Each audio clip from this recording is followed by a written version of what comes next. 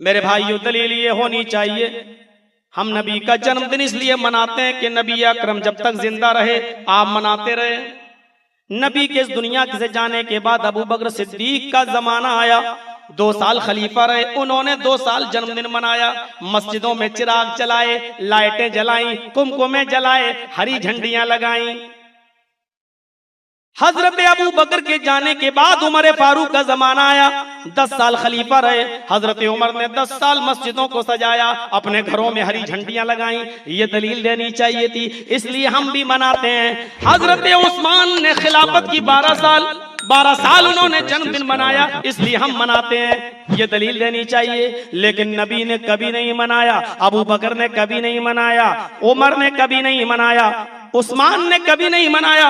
हजरत अली ने 5 साल खिलाफत की, 5 मरतबा 12 रबीउल अव्वल, 5 नहीं तो 4 मरतबा तो कन्फर्म है किया आया, लेकिन उन्होंने कभी नहीं मनाया।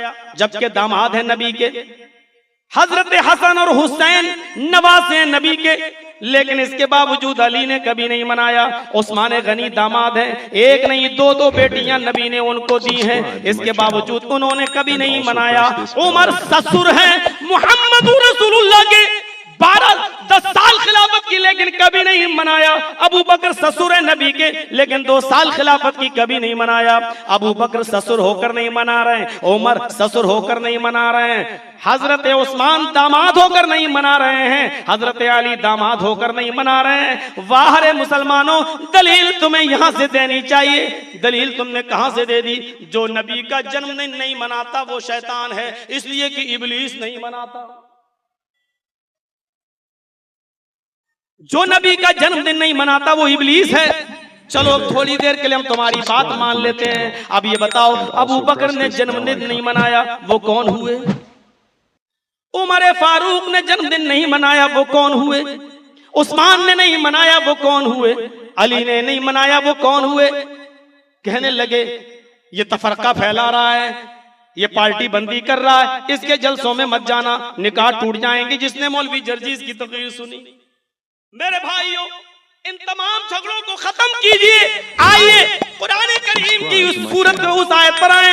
इस्लाम तो हमें यहूदियों को और ईसाइयों को भी एक साथ जोड़ते हुए कह रहा है, तालू इला कलिमतिन सवाइम बैनना व बैनकुम, आओ एक ऐसे कलमे की तरफ जो हमारे और तुम्हारे दरमियान बराबर है। और वो क्या है? हम एक अल्लाह की इबादत करेंगे, उसके अलावा किसी और की नहीं। ये है तौहीद। तौहीद पर एक मंत्र पढ़ देता हूं ताकि कोई डाउट और संदेह ना रहे। यजुर्वेद के अंदर वो मंत्र मौजूद है, 10वें अध्याय में। यचित्तियो योपिम्बिम्बा नस्तस्मादे विशोरीरिषा। हिंदुस्तानी में रहता हूं, कहीं बाहर नहीं।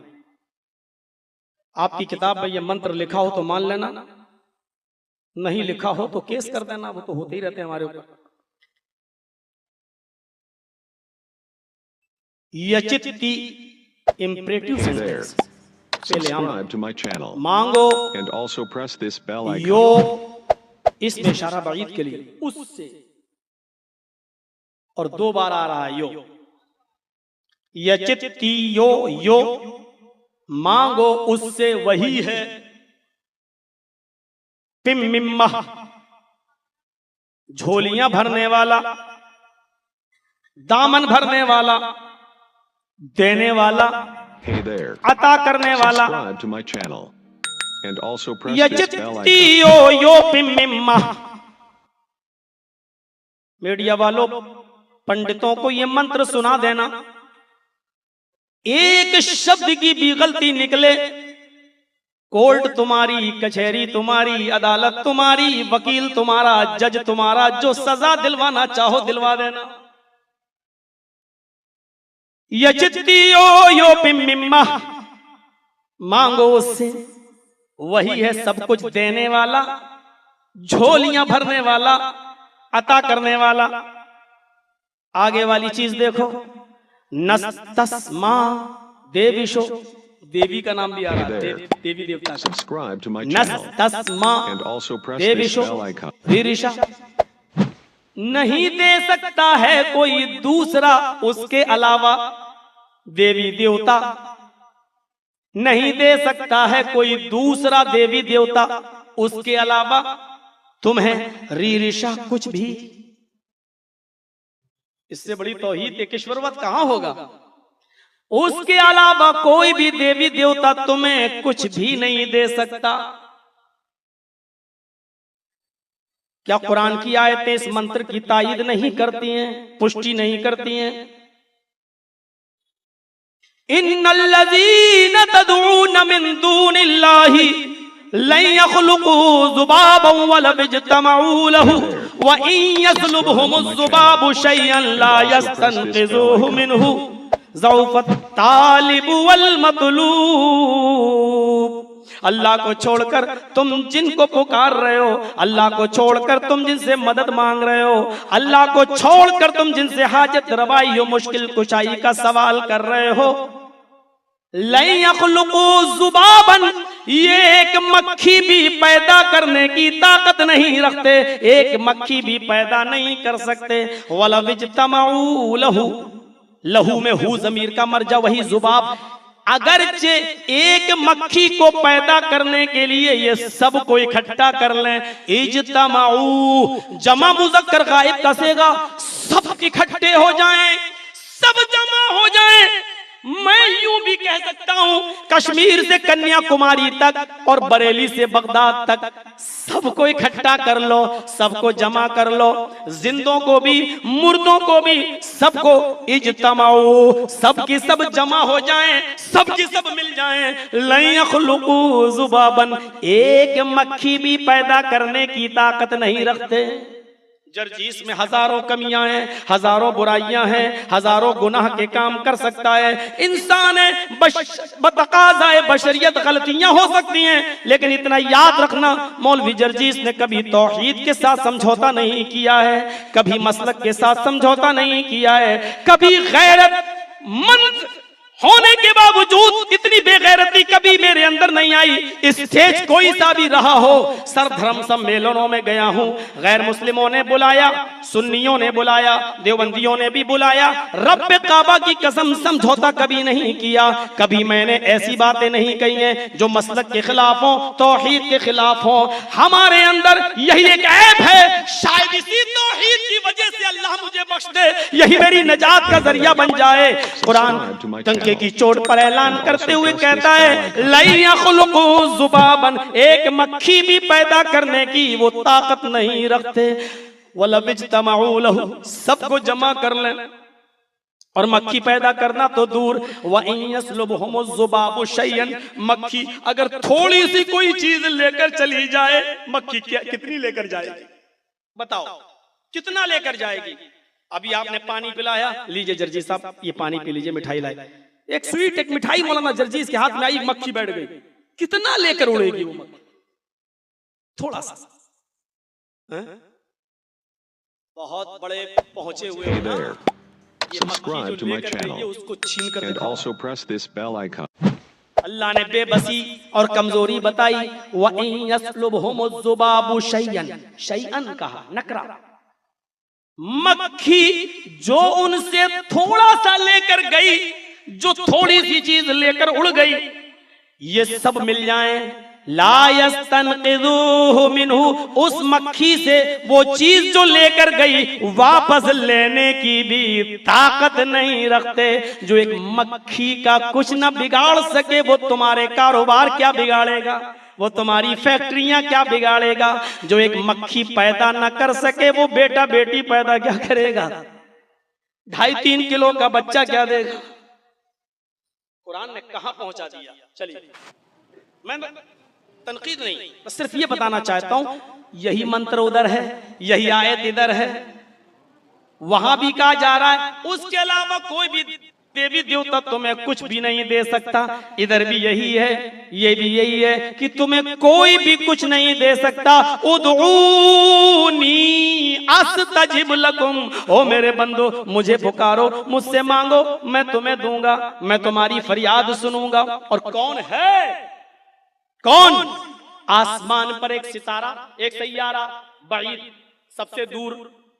जानते हो आज की मौजूदा साइंस क्या कहती है? उस सैयारे तक पहुंचने के लिए इंसान को 40 लाख साल की उम्र चाहिए।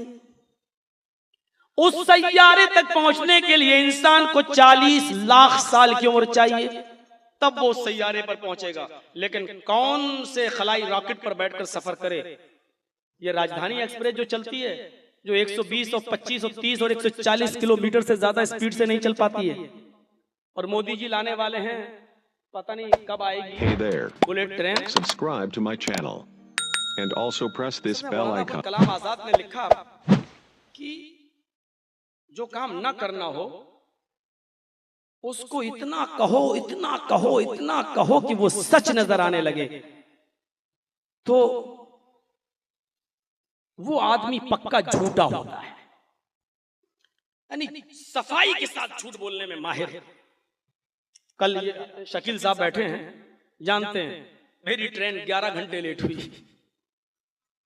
सिर्फ 250 किलोमीटर का सफर, 250 किलोमीटर। मऊ से बैठे थे, नरकटियागंज उतरना था, पता चला ट्रेन कहीं पटरी से उतरी, पटरी बन रही है और 11 घंटे लेट। 120 की स्पीड से चलने वाली ट्रेन के लिए पटरियां नहीं हैं। मोदी जी 500 किलोमीटर की स्पीड से चलने वाली ट्रेन का सपना दिखा रहे हैं लोगों को।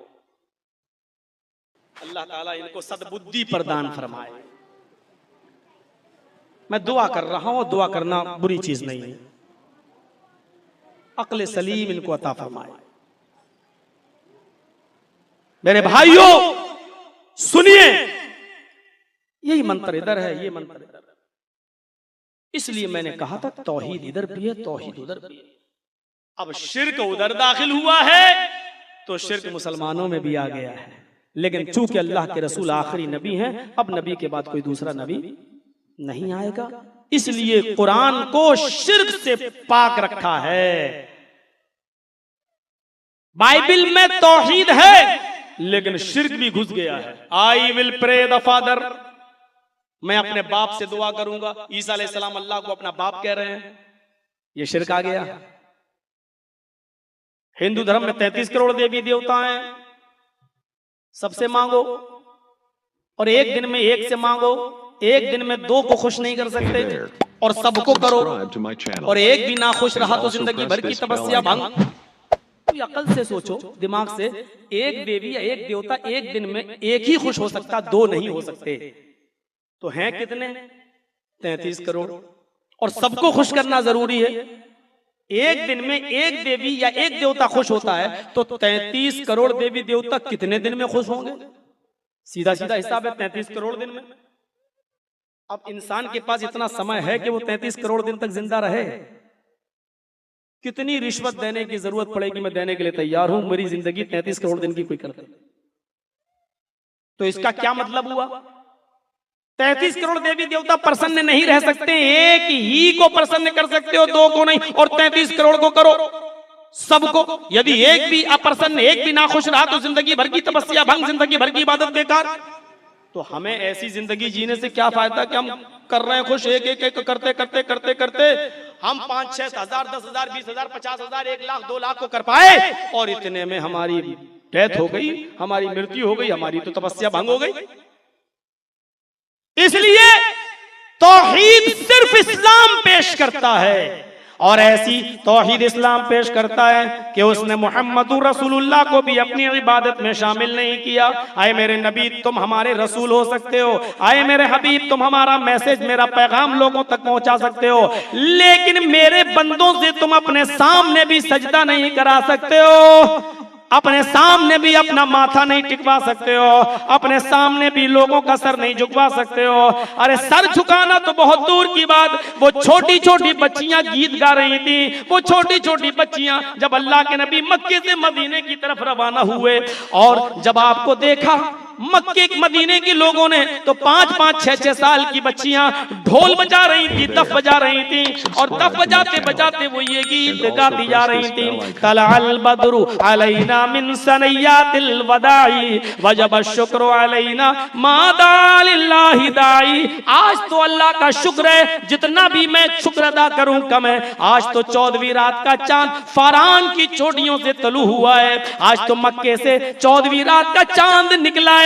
तलअल बद्रु अलैना मिन सनियातिल वदाई, सनिया वदाई पहाड़ियों से आज चांद नमूदार हुआ है। मोहम्मद रसूलुल्लाह हमारे दरमियान आए हैं। हम तो अल्लाह का जितना भी शुक्र अदा करें कम है।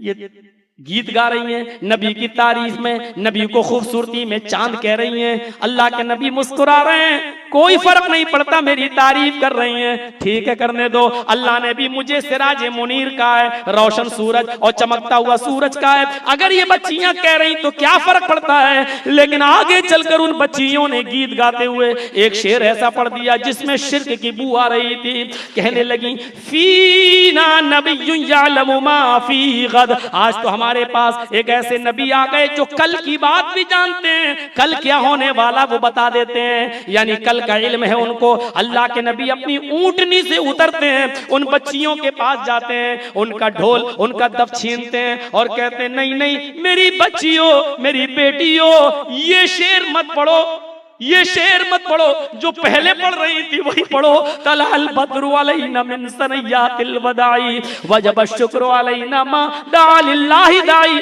यही शेर पढ़ो, ये मत पढ़ो, ये मत कहो, ये मत कहो फीना नबिय्यु यअलमु मा फी गद, हमारे पास एक ऐसे नबी आए जो कल की बात जानते हैं। अल्लाह की कसम, अल्लाह की कसम, मुझे नहीं मालूम कि कल मेरे साथ क्या होगा, मुझे नहीं मालूम कल मेरे साथ क्या होगा।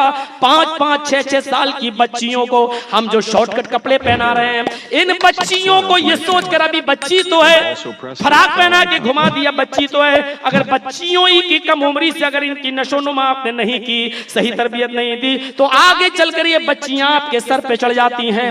फिर जब शुरू ही से आपने उनको तरबियत नहीं दी तो आपके सर पे तो चढ़ेंगी। फिर कल वो जब जीन्स पहनती है, पेलर पहनती है, लेगी पहनती है, फिर बाप के आंखों में शर्म का पानी आता है। अब मेरी बेटी यही पहन के कॉलेज जा रही है, अब हम मना करें तो कैसे करें, मना किया जाता है तो माँ कह देती है नहीं नहीं जाने दो, उसकी सहेलियां भी तो जा रही हैं, आजकल यही जमाना है। सोचो मेरे भाइयों, अल्लाह के नबी ने 5-6 साल की उम्र की परवाह नहीं की। अभी जरूरत है इन बच्चियों की अकीदे तौहीद को मजबूत करने का। आपने कहा बच्चियों इस जुमले को छोड़ो, अभी से ही तौहीद उनके जहन में भर दी। अल्लाह की कसम मुझे नहीं मालूम कि कल मेरे साथ क्या होगा, अल्लाह की कसम हमें नहीं मालूम कि कल मेरे साथ क्या होने वाला है। आपने मना कर दिया और कहा कि इन जुमलों को छोड़ दो। यहां से हम अंदाजा लगाएं मेरे नबी सजदा क्या करवाएंगे, इतना सा जुमला भी उन बच्चियों को बोलने की इजाजत नहीं दे रहे हैं, छोटी छोटी बच्चियों को पढ़ने की इजाजत नहीं दे रहे हैं। यहां से अपने आप को हम देखें और तौहीद क्या है। चलिए तौहीद के बाद आ जाइए थोड़ा सा रिसालत की तरफ। दुनिया में जितने भी धर्म हैं, हिंदू, ईसाईयत, यहूदियत, सिख, हालांकि हिंदू और जैन ये सब सिख में है, लेकिन चूंकि अब ये अलग अलग धर्म का नाम पा गए हैं, जैन, बुद्धिस्ट और आपके ये यहूदी, ईसाई, बुद्धिस्ट, जैनी, सिख, ये सबको आप ले लीजिए और इस्लाम। अब देखिए इन मजाहिब के अंदर, इन धर्मों के मानने वालों के अंदर जो भी नबी या जिसको वो महान पुरुष समझते हैं, आप नजर डालें किसी भी धर्म के आदमी ने, किसी भी धर्म के मानने वालों ने अपने धर्म के अंदर आने वाले नबियों, ऋषियों, मुनियों, पैगंबरों, मैसेंजर्स, प्रॉफिट को इंसान नहीं रहने दिया, इंसानियत से निकाल दिया है। आप उठाकर देखें, हिंदू धर्म के अंदर दो महान शख्सियतें हैं, श्री रामचंद्र जी और कृष्ण जी। हम इनको जी कहेंगे, हमारे धर्म की यही शिक्षा है। दूसरों के बुजुर्गों का नाम तुम अदब और एहतराम से लो ताकि वो इज्जत में तुम्हारे बुजुर्ग को भी इज्जत दें और एहतराम करें। हम किसी को बुरे अल्फाजों में लफ्जों में नहीं कह सकते। कृष्ण जी, रामचंद्र जी, लेकिन हिंदुओं ने इनको इंसान नहीं रहने दिया, जबकि लिखा है रामम मनुष्यम अस्त, राम इंसान है, कृष्ण पुरुषम भवत, कृष्ण जी इंसान थे, लिखा है बाकायदा। लेकिन इसके बावजूद हिंदुओं ने कृष्ण जी को, रामचंद्र जी को इंसान नहीं रहने दिया। राम भगवान, कृष्ण भगवान इंसानियत से निकाल दिया। जैनियों में चले जाओ, महावीर जी की जहां मूर्ति है मंदिरों में, आप चले जाइए, नीचे उस मूर्ति के भगवान महावीर जी के नीचे लिखा महावीर भगवान। Subscribe to my channel. उन्होंने And also महावीर press को this bell भगवान का icon. दर्जा दिया। बुद्धिस्टों में चले जाओ, अभी मैं 15 तारीख को नेपाल में था, 16 को भी मैं नेपाल में था, लुम्बिनी में था, और लुम्बिनी बुद्धिस्टों की सबसे बड़ी जगह मानी जाती है, सबसे बड़ी। बाकायदा जापान और श्रीलंका के बुद्धिस्ट लोग लुम्बिनी में गौतम बुद्ध की मूर्ति की पूजा के लिए बाकायदा आते हैं। मुझे मेरे साथियों ने वहां घुमाया, मुझे चूंकि धार्मिक स्थल देखने का शौक है, किसी का भी हो मैं चला जाता हूं, चाहे वो मजार ही क्यों ना हो, मैं चला जाता हूं। दिल्ली में हाजी अली, अजमेर में ख्वाजा मोइनुद्दीन चिश्ती, और जाना कोई बुरी चीज नहीं है, जाता हूं सिर्फ देखने के लिए, क्या है बोलने में आसानी हो जाती है। अब अजमेर में गया तो जन्नती दरवाजा देखे आया। अब मैं गौर से देखता हूं कि जन्नती दरवाजा क्यों है, तो एक औरत ने उसमें झांक कर देखा, एक इतनी बड़ी वो बनी हुई है, उसके अंदर झांको, कहते इसके अंदर जन्नत है। और एक बाहर बैठा रहता है कोई आदमी, वो कहता है और अंदर झांको, और अंदर झांको, हाँ कुछ नजर आया का नहीं। अचानक एक हाथ निकलता है, उस औरत के गले की तरफ जाता है और उसको छू कर कुछ बाहर जो आदमी बैठा बस बस बस डरो नहीं, तुमने जन्नत देख ली, जन्नती हो गई, जाओ। अब उस औरत को होश नहीं, वो तो डरी हुई है, डरी हुई है, क्या हुआ? और मजावर कह रहा तुमने जन्नत देख ली। और जब वो कहती है Hey there. मेरा सोने का Subscribe locket, to my channel. And वो गया also काम press से। this bell icon. सोने का लॉकेट गया काम से, जो पहने हुए थी वो गया काम से। अब बाहर जो बैठा हुआ वो कहता अरे जन्नत पाने के लिए इतनी आसानी देख रही हो, सोने का लॉकेट चला गया तो कि जन्नत तो मिल गई तुम्हें, जाओ। लॉकेट गायब, समझ लो तुम जन्नती हो गई। ये जन्नती दरवाजा देखने को मिला है मुझे। ऐसी हाजी अली की दरगाह पे चले जाओ, बड़ी चीजें मिलती हैं। बाकायदा फिल्मी दुनिया की हीरोइनें जाती हैं वहां। और इत्तेफाक से एक दिन जब मैं गया तो उस दिन भी फिल्मी दुनिया की एक हीरोइन आई थी, और सारे मीडिया वाले उसके पीछे। फिर वहां मौलाना जर्जीस को कौन पूछने वाला, और वहां तो मैं पैंट शर्ट पहन के गया था ताकि कोई पहचान न ले, पहचान लेगा तो अच्छी तरह स्वागत करेगा मेरा।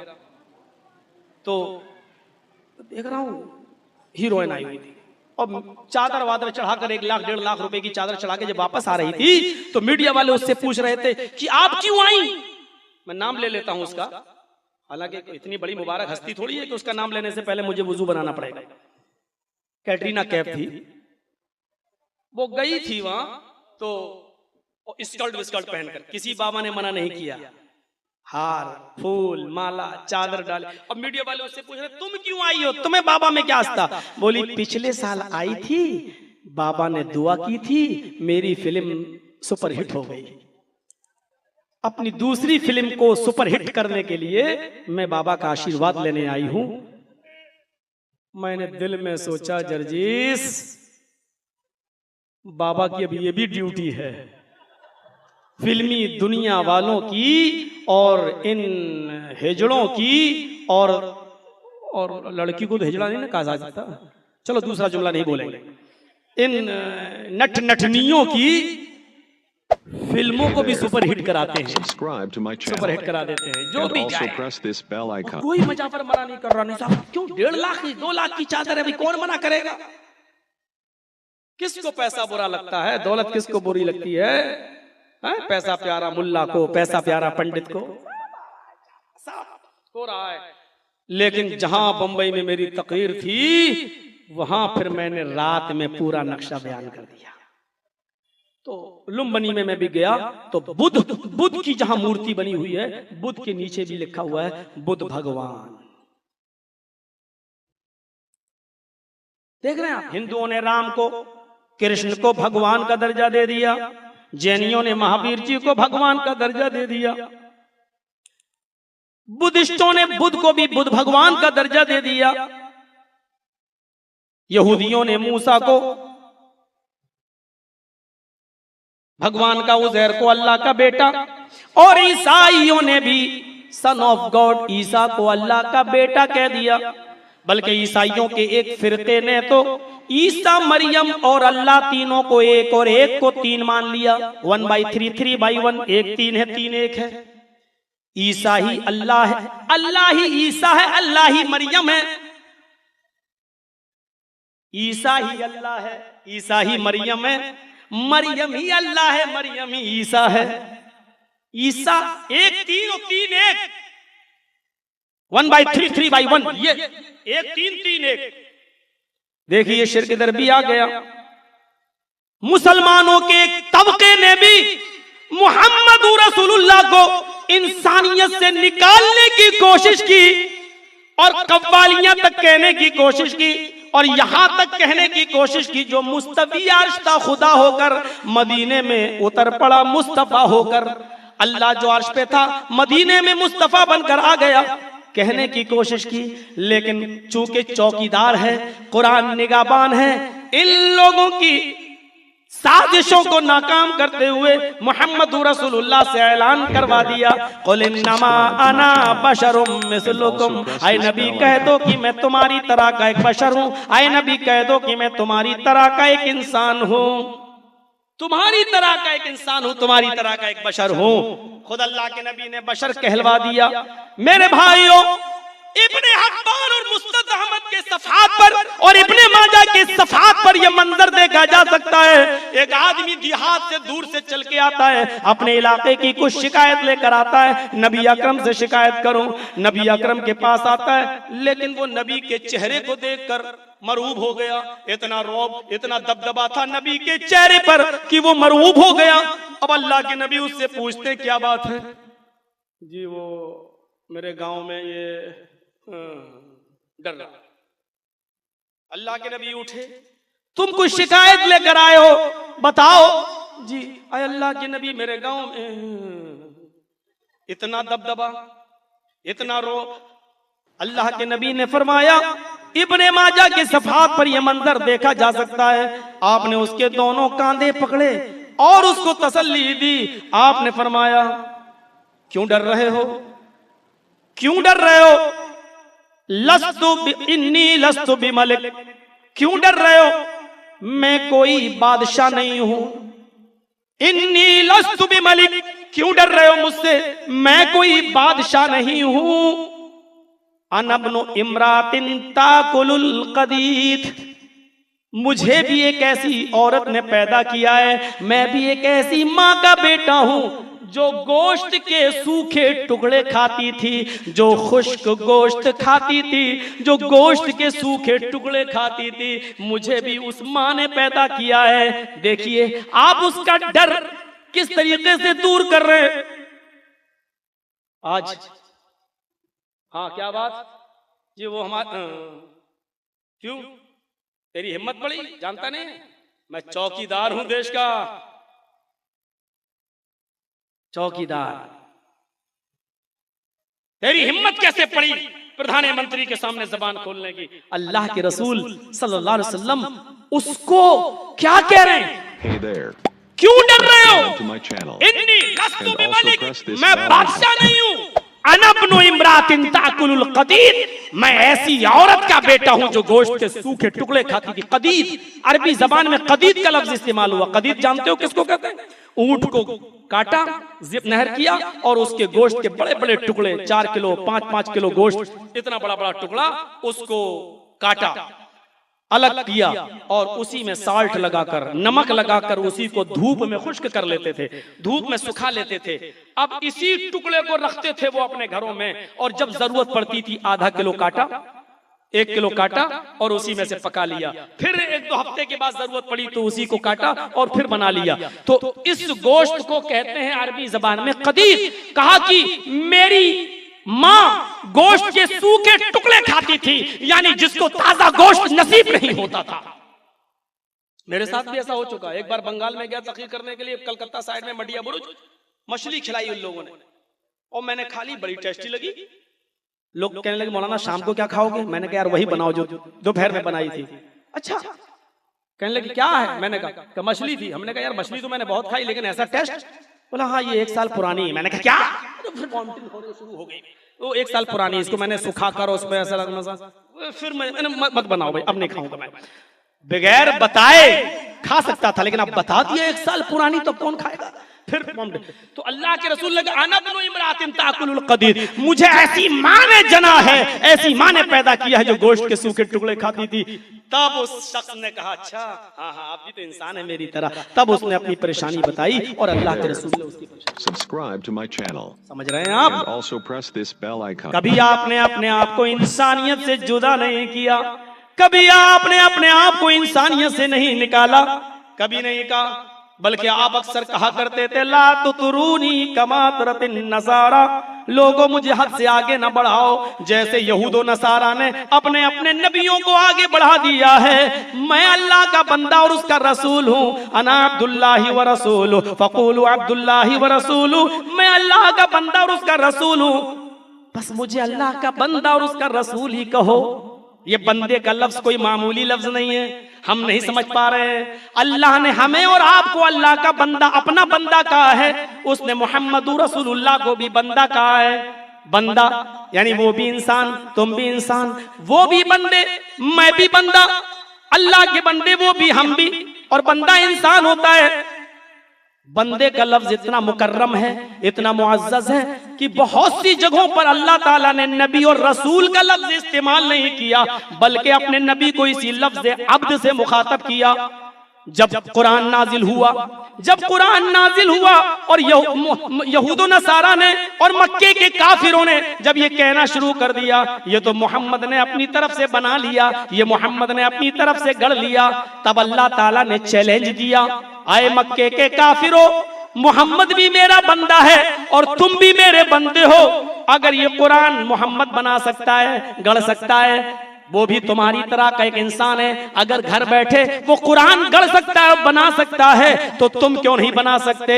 तब अल्लाह ने यहाँ पर लफ्ज़ अब्द इस्तेमाल किया, वइन कुंतुम फी रैबिम मिम्मा नज़्ज़लना अला अब्दिना फातू बिसूरतिन मिन मिस्लिही। आए मक्के के काफिरों, अगर उस किताब के बारे में जो मैंने अपने बंदे पर उतारी है, यानी मोहम्मद रसूलुल्लाह पर, वइन कुंतुम फी रैबिम मिम्मा नज़्ज़लना अला अब्दिना, अल्लाह ये भी कह सकता था नज़्ज़लना अला रसूलिना, अल्लाह ये भी कह सकता था नज़्ज़लना अला नबिय्यिना, लेकिन अल्लाह ने ये नहीं कहा जो किताब हमने अपने नबी पर उतारी, अल्लाह ने ये भी नहीं कहा जो किताब हमने अपने रसूल पर उतारी, बल्कि अल्लाह ने कहा नज़्ज़लना अला अब्दिना, जो किताब हमने अपने बंदे मोहम्मद पर उतारी है, जो किताब हमने अपने बंदे मोहम्मद रसूलुल्लाह पर नाजिल की है।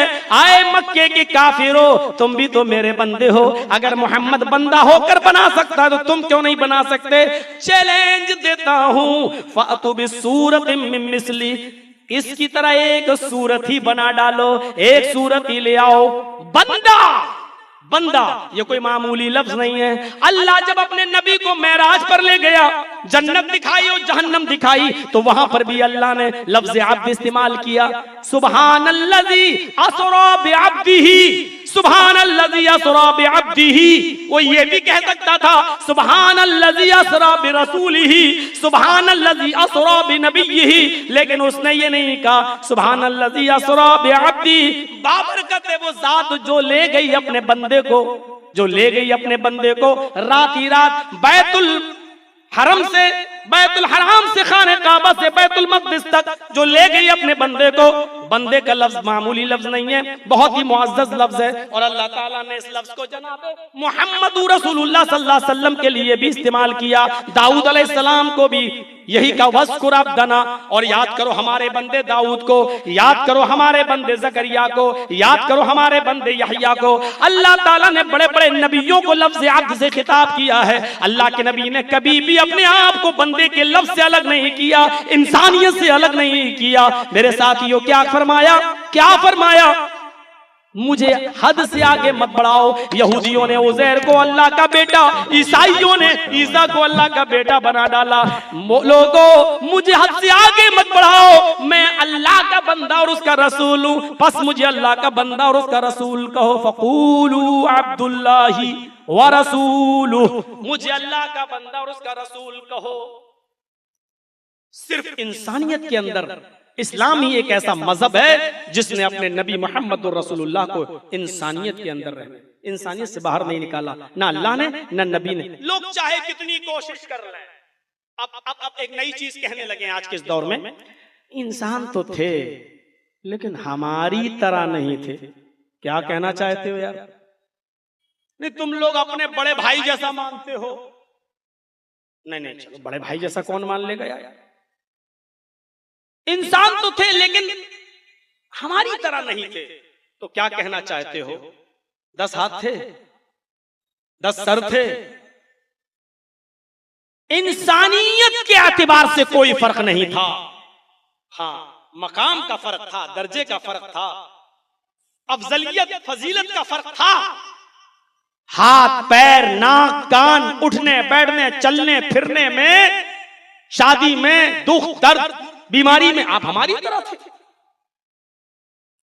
क्या पंखा? अच्छा वो आवाज आ रही होगी। नहीं, मुझे हवा की जरूरत नहीं है, अगर आप पलटना चाहे पलट दें। तो इंसानियत देखिए, आप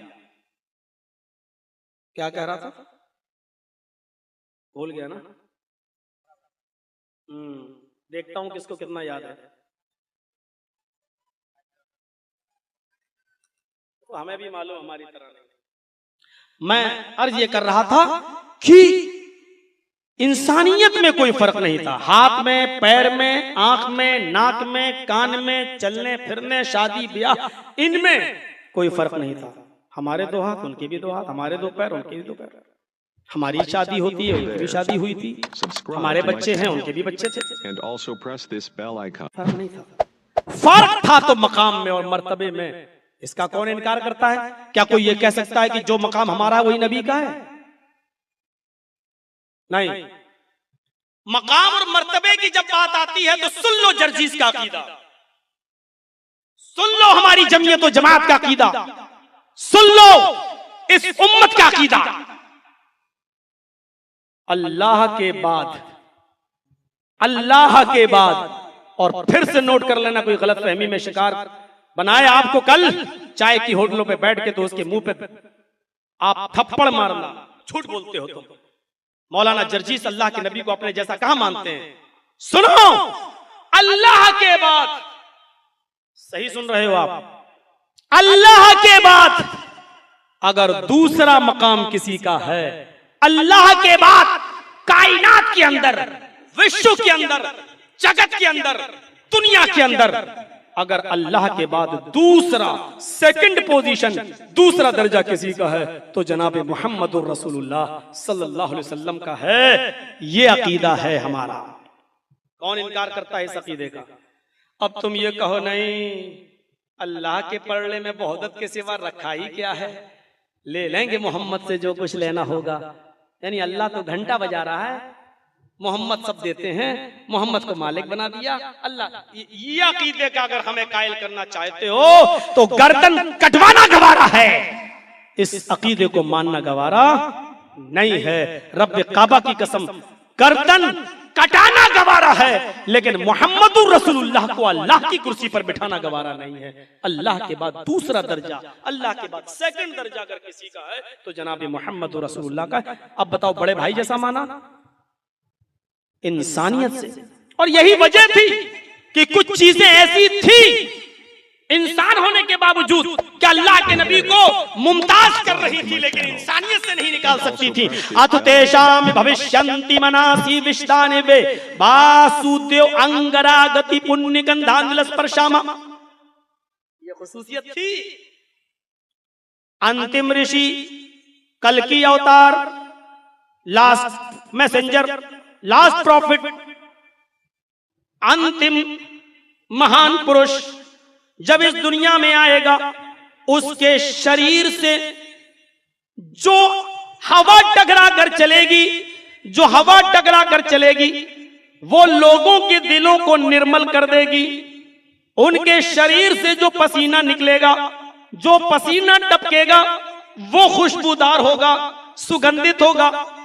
नीलस्पर्शामा अदुतेषामि भविष्यन्ति मनासी विष्टानि वे वासुदेव अंगरागति, उनके अंग से, उनके शरीर से जो पसीना टपकेगा वो सुगंधित खुशबूदार होगा। हम मानते हैं ये मोहम्मद रसूलुल्लाह का इम्तियाज था। अल्लाह के नबी इतनी इत्र लगाया करते थे, इतनी खुशबू इस्तेमाल किया करते थे कि आपके शरीर से जब पसीना भी जमीन के ऊपर गिरता था तो वो खुशबू उस पसीने के अंदर भी हुआ करती थी। एक बार आप मुस्लिम शरीफ की रिवायत है, अपनी खाला उम्मे सुलैम के घर सोए हुए थे और मोहम्मद रसूलुल्लाह के जिस्म से पसीना निकल रहा था। उम्मे सुलैम जल्दी से एक शीशी ले आई और नबी अकरम के जिस्म से निकलने वाले पसीने को शीशी में भरने लगी, पसीने को शीशी में भरने लगी। आपकी आंख खुल जाती है, मौसी मेरी खाला ये क्या कर रही हो? फरमाया भांजे घबराओ नहीं, मैं आपके शरीर से निकलने वाले, आपके जिस्म से, बॉडी से निकलने वाले इस पसीने को अपनी शीशी में भर रही हूं। इस पसीने को मैं अपने घर के अतर में मिलाऊंगी, अपने घर के इतर में रखूंगी और शादी के मौके पर दूल्हा और दुल्हन के कपड़ों में यही आपका पसीना लगाऊंगी कि आपके पसीने से बढ़कर कोई इतर नहीं। हिंदू भाइयों, आपकी किताब मोहम्मद रसूलुल्लाह के बारे में कहती है पसीना खुशबूदार होगा। हमने मुस्लिम शरीफ की हदीस से बता दिया मोहम्मद रसूलुल्लाह का पसीना खुशबूदार था।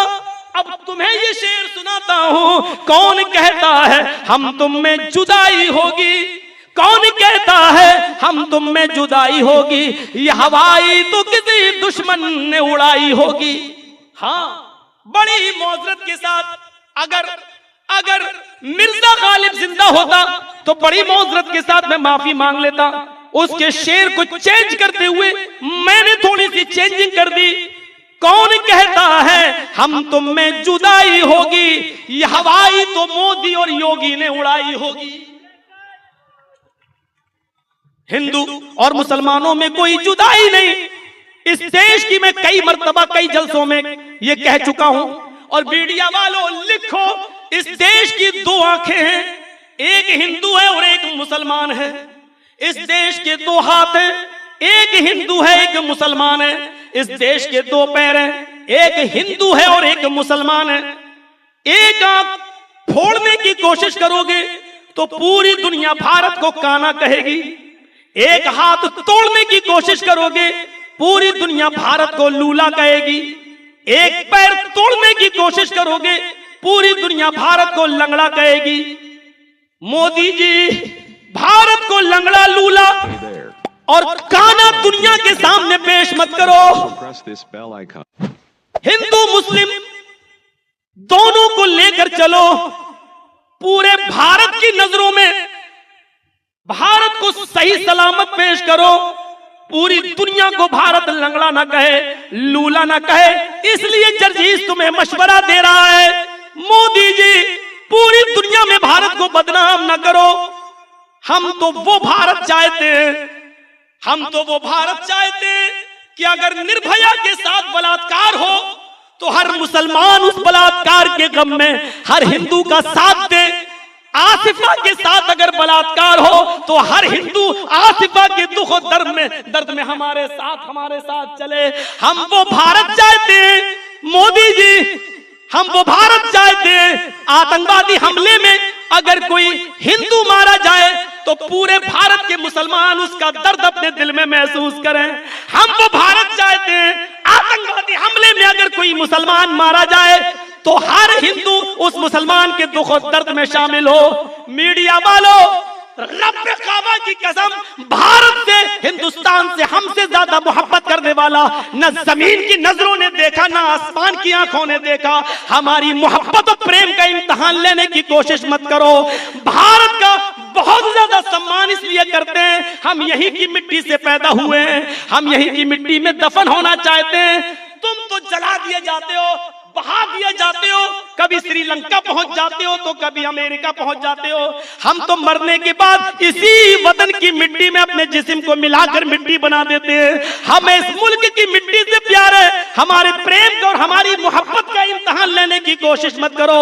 हमें वो भारत दो जो लंगड़ा ना हो, जो लूला ना हो, जो अंधा ना हो। मोदी जी इतनी कृपा कर दो हम मुसलमानों के ऊपर, इतनी मेहरबानी कर दो भारत के ऊपर, वरना ये भारत का जो एक एक नागरिक है बिना किसी हिंदू और मुसलमान का नाम लिए हुए, मोदी जी अगर आपको कुर्सी पर बिठाना जानता है तो कुर्सी से उतारना भी जानता है। इसलिए कि हमारे प्यार का इम्तिहान मत लो। कितनी घटनाएं हो चुकी हैं, अखलाक को मारा जा चुका है, जानवरों के खून को इंसानियत के खून से ज्यादा बढ़ाकर रख दिया है। इंसानियत का इम्तिहान मत लो। दलित एक हो चुका है, मुसलमान भी एक हो चुका है। इस भारत को बांटने की कोशिश न करो। मोदी जी बड़े प्यार से मैं तुमसे कहता हूँ, मशवरा देता हूँ कि हमें वो भारत चाहिए जो एक दूसरे के गम में एक दूसरे का साथ देने वाला हो। जिस तरीके से मुस्लिम औरतों की हमदर्दी के लिए 3 तलाक का मसला तुमने सुप्रीम कोर्ट तक पहुंचा दिया और तुम जीत भी गए हो, मुबारकबाद पेश करता हूं। तुमने बहुत बड़ा कारनामा अंजाम दे दिया। मोदी जी, आसिफा के बलात्कारियों को फांसी के तख्ते पर लटकाओ। ये भी इस देश की बेटी थी, ये भी इस देश की बच्ची थी। आपका इंसाफ यही कहता है, आपका इंसाफ यही कहता है, ये आपकी बेटी थी, इस देश की बेटी थी, भारत की बेटी थी। इन आतंकवादियों को, इन देशद्रोहियों को, इन देश की बच्चियों के साथ बलात्कार करने वालों को भी तख्ते तार पर लटकाओ, फांसी के फंदे पर लटकाओ। हम तुम्हारे इंसाफ का इंतजार कर रहे हैं। जर्जीज की नजरें तुम्हारे इशारों पर भी है, हाई कोर्ट और सुप्रीम कोर्ट के फैसले पर भी हैं। अब देखते हैं क्या फैसला आता है, देखते हैं तुम्हारी क्या इंसाफ, क्या न्याय हमें मिलता है। हमें वो भारत चाहिए जो सबको लेकर चले।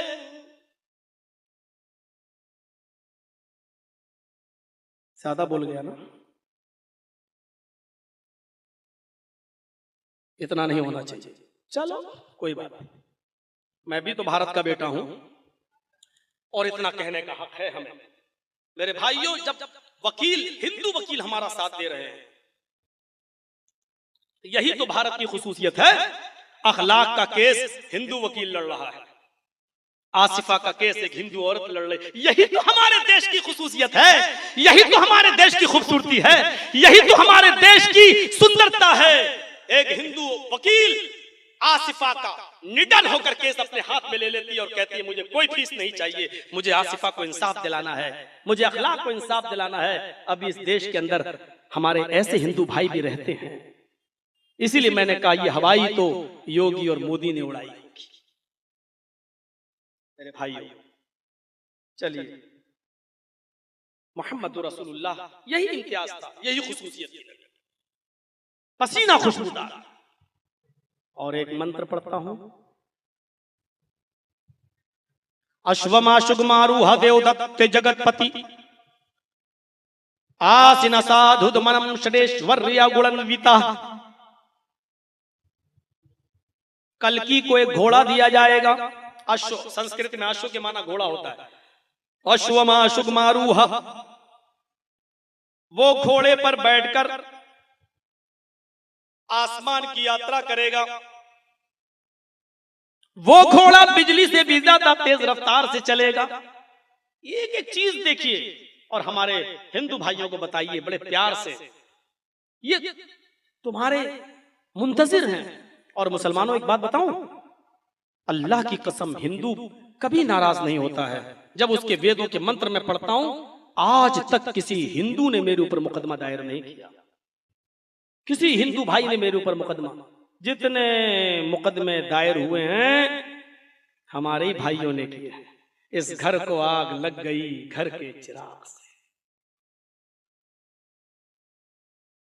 जितनी भी बार मैं जेल में गया इन मुसलमानों की वजह से, कभी किसी हिंदू भाई। इसीलिए मुझे हिंदुओं के मंत्र पढ़ने में बड़ा मजा आता है, क्योंकि मुझे लगता है कि मैंने हक अदा कर दिया। ये हमारी दावत के ज्यादा मुस्तहिक हैं, तो इनको दावत, और इनकी अगर समझ में आ जाए तो बहुत जल्दी तस्लीम करते हैं, बहुत जल्दी मानते हैं। ये मुसलमानों की तरह जिद्दी नहीं होते, मेरे बाप दादा करते आए, ये नहीं करते। बहुत ज्यादा इनके अंदर सूझबूझ होती है, एक्सेप्ट करते हैं और हक बात को कबूल करने का जज्बा इनके अंदर होता है। इनको बताओ हमारे हिंदू भाइयों को कितनी अच्छी बात कही गई। घोड़ा मिलेगा, उस पर बैठकर आसमान की यात्रा करेगा, वो घोड़ा बिजली से भी ज्यादा तेज रफ्तार से चलेगा। बिजली के लिए अरबी में जो लफ्ज आता है वो है बर्क।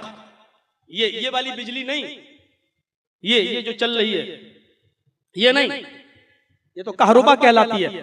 वो बिजली जो आसमान से चमकती है, क्योंकि जब ये मंत्र पढ़ा गया था, कहा गया था, तब ये वाली बिजली नहीं थी, आसमान से चमकने वाली बिजली थी, आसमान से चमकने वाली बिजली।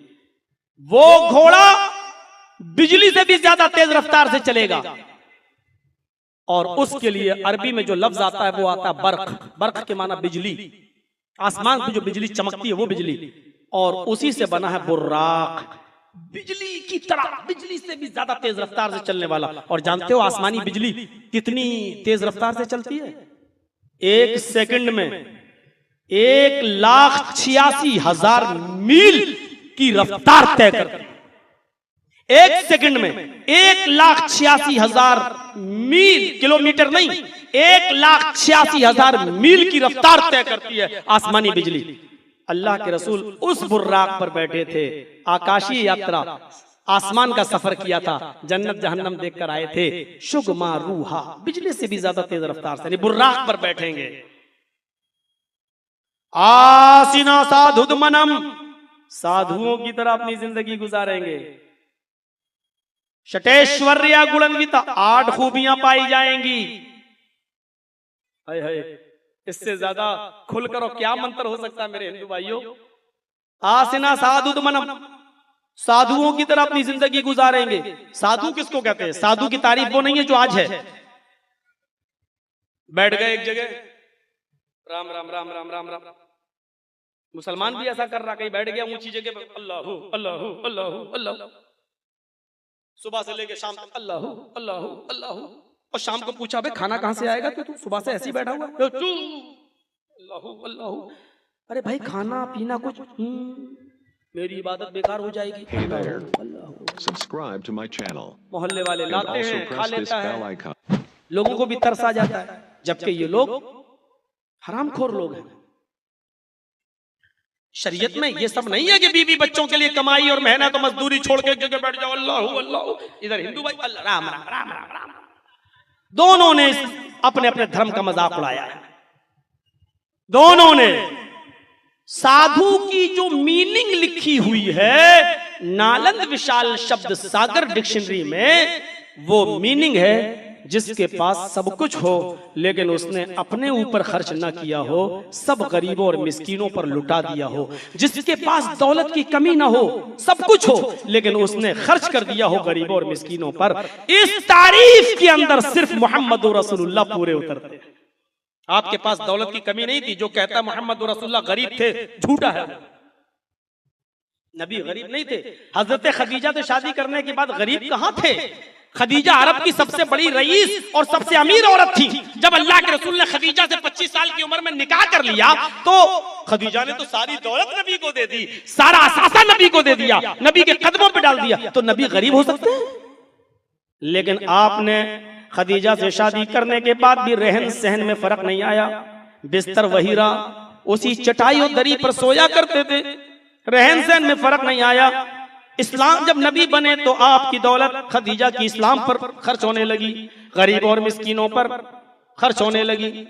फिर ऐसा दौर भी आया कि इंतकाल से चंद दिन पहले अल्लाह के नबी की आंखों में आंसू हैं। सहाबा ने कहा क्यों रो रहे हैं? फरमाया लोगों, मैं अपने घर का हाल किसी को बताना नहीं चाहता था, लेकिन आज बताना पड़ रहा है। मैंने एक जीरा एक यहूदी के घर गिरवी रख दी है और उस यहूदी से मैंने 30 सा जौ, तकरीबन 75 किलो मैंने जौ उधार कर्ज के तौर पर ले लिया, इस शर्त पर कि जब मैं तुम्हारा 75 किलो अनाज जौ तुम्हें दे दूं तब तुम मेरी जीरा दे देना।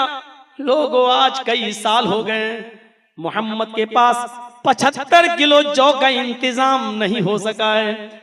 मेरे रुखसत हो जाने के बाद अगर वो 75 किलो जौ तुम्हारे पास हो जाए, उस यहूदी को दे देना और उससे वो जीरा ले लेना, तुम्हारे जिहाद में और जंग के काम आएगी। ये उस घर का हाल हुआ। आप ताज्जुब करेंगे, इस दुनिया से जब रुखसत होते हैं अल्लाह के नबी, फजर और जोहर के बीच में आपका इंतकाल हो जाता है और दूसरे दिन जोहर के बाद आपकी तदफीन होती है। तकरीबन 32 आवर्स 32 घंटे तक नबी अकरम को दफनाया नहीं गया। लोग आते गए, देखते गए, आते गए, देखते गए, शक्ल सूरत सब देख कर निकलते गए। आधी रात गुजर जाने के बाद भी एक वफ्द आता है, दरवाजे को दस्तक देता है।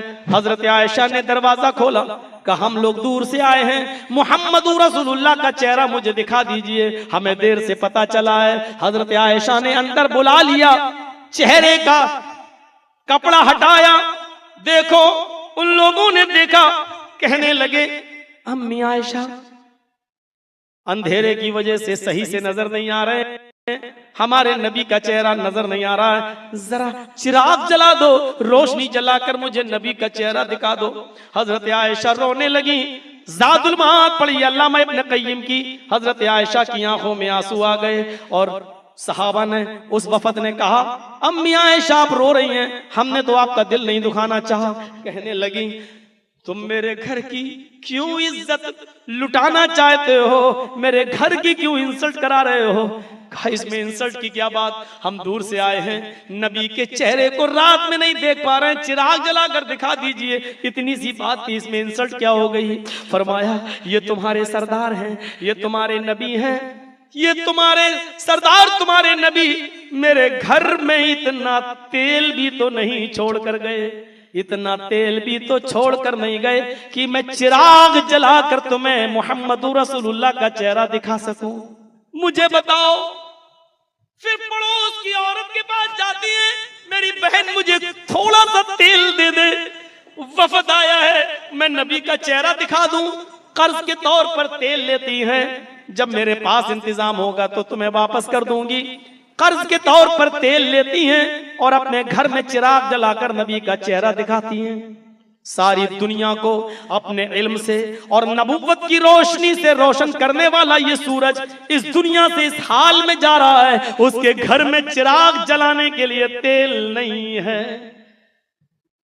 आसाराम बापू साधु हैं, मिल्कियत का अंदाजा लगा लो, राम रहीम की प्रॉपर्टी पे नजर डालो, निर्मल बाबा समोसा खिला के सारी परेशानियां दूर करने वाले 400 करोड़ रुपए का एक साल का टैक्स भरते हैं।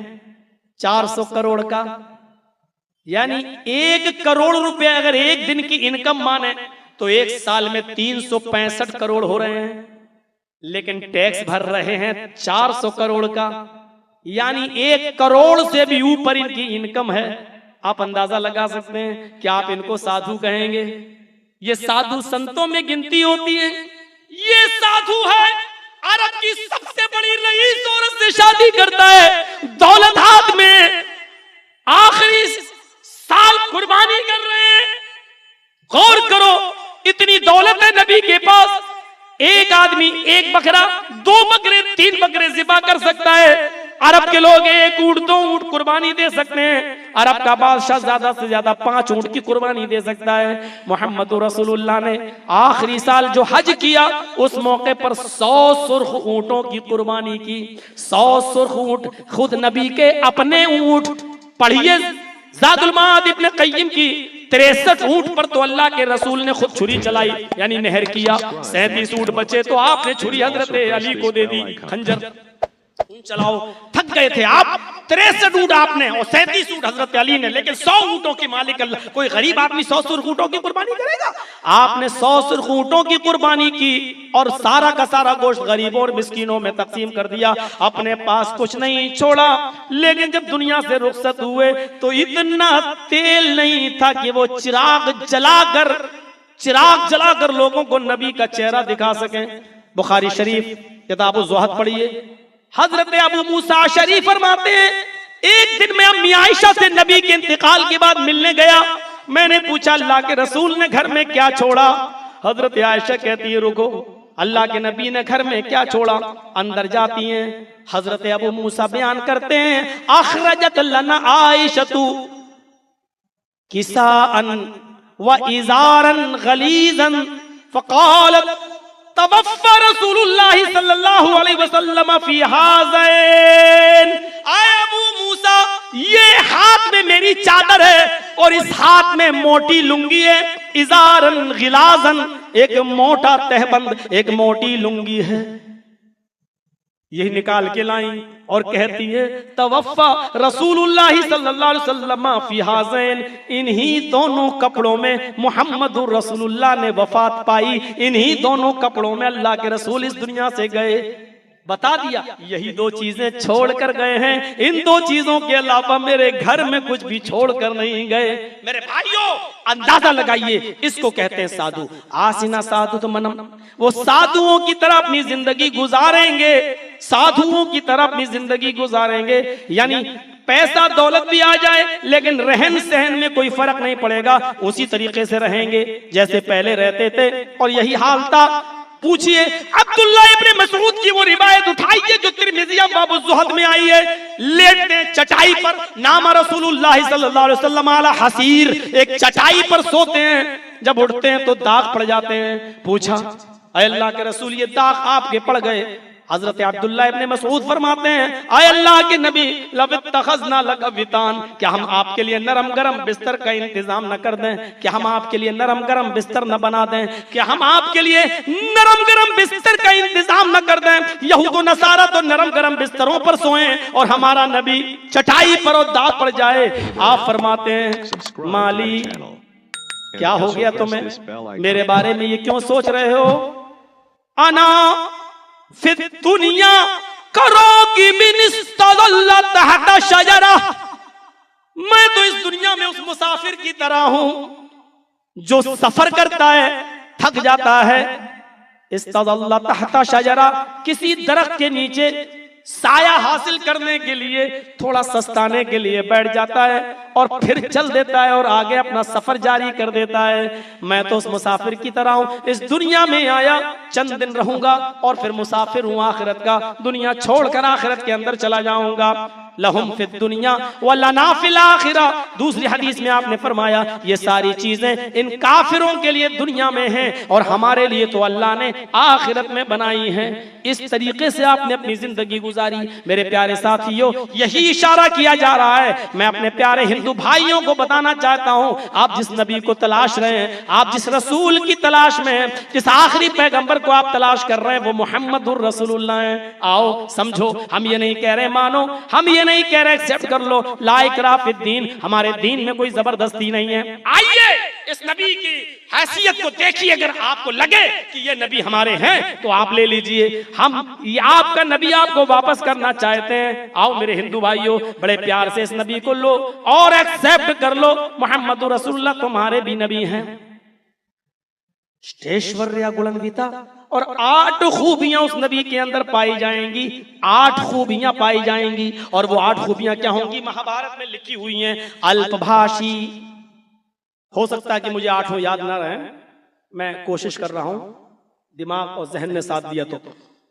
पहली चीज अल्पभाषी, बहुभाषिता, ज्ञानी, श्रुतु ज्ञानी 4, पराक्रमी 5, दानी 6, कृतज्ञ एहसान करने वाला और कृपालु मेहरबान 8। ये 8 खूबियां बताई गई हैं और देखिए ये खूबियां भी मोहम्मद रसूलुल्लाह के अंदर मौजूद थी। अल्पभाषी, कम बोलने वाले होंगे। एक एक चीज बताऊंगा, बात लंबी नहीं करना है। अल्पभाषी, कम बोलने वाले होंगे। अल्लाह के नबी इतने कम बोला करते थे, इतने कम कि एक बार यहूदियों का एक वफ्द नबी के पास आया मिलने के लिए। मुस्लिम शरीफ किताबुस सलाम चैप्टर देखिए। कहा, दरवाजा खटखटाया, हजरत मोहम्मद रसूलुल्लाह ने दरवाजा खोला। यहूदी सामने खड़े। यहूदियों ने कहा अस्सलामु अलैकुम या रसूल अल्लाह। अस्सलामु अलैकुम, क्या कहा? अस्सलामु अलैकुम, आए मोहम्मद आप पर मौत हो। अस्सलामु अलैकुम नहीं कहा। भाई उठा बैठा मत करो यार, जब उठना हुआ करे तो पीछे बैठा करो। सब डायबिटीज के मरीज लगते हैं, बैठ जाएंगे आगे, फिर इनको इस्तंजा की जरूरत होगी। अब बताइए अगर मुझे लगने लगे तो मैं छोड़ के जाऊं? भाई आपको लग सकता है, दूसरा भी इंसान है। अल्पभाषी, कम बोले। Subscribe to my channel and also press उसने this bell यहूदियों के icon. वक्त में क्या कहा? अस्सलामु अलैकुम, और ऐसे मुंह बिगाड़ कर अस्सलामु अलैकुम, ताकि मोहम्मद समझे नहीं सल्लल्लाहु अलैहि वसल्लम। अस्सलामु अलैकुम, मौत हो आप पर।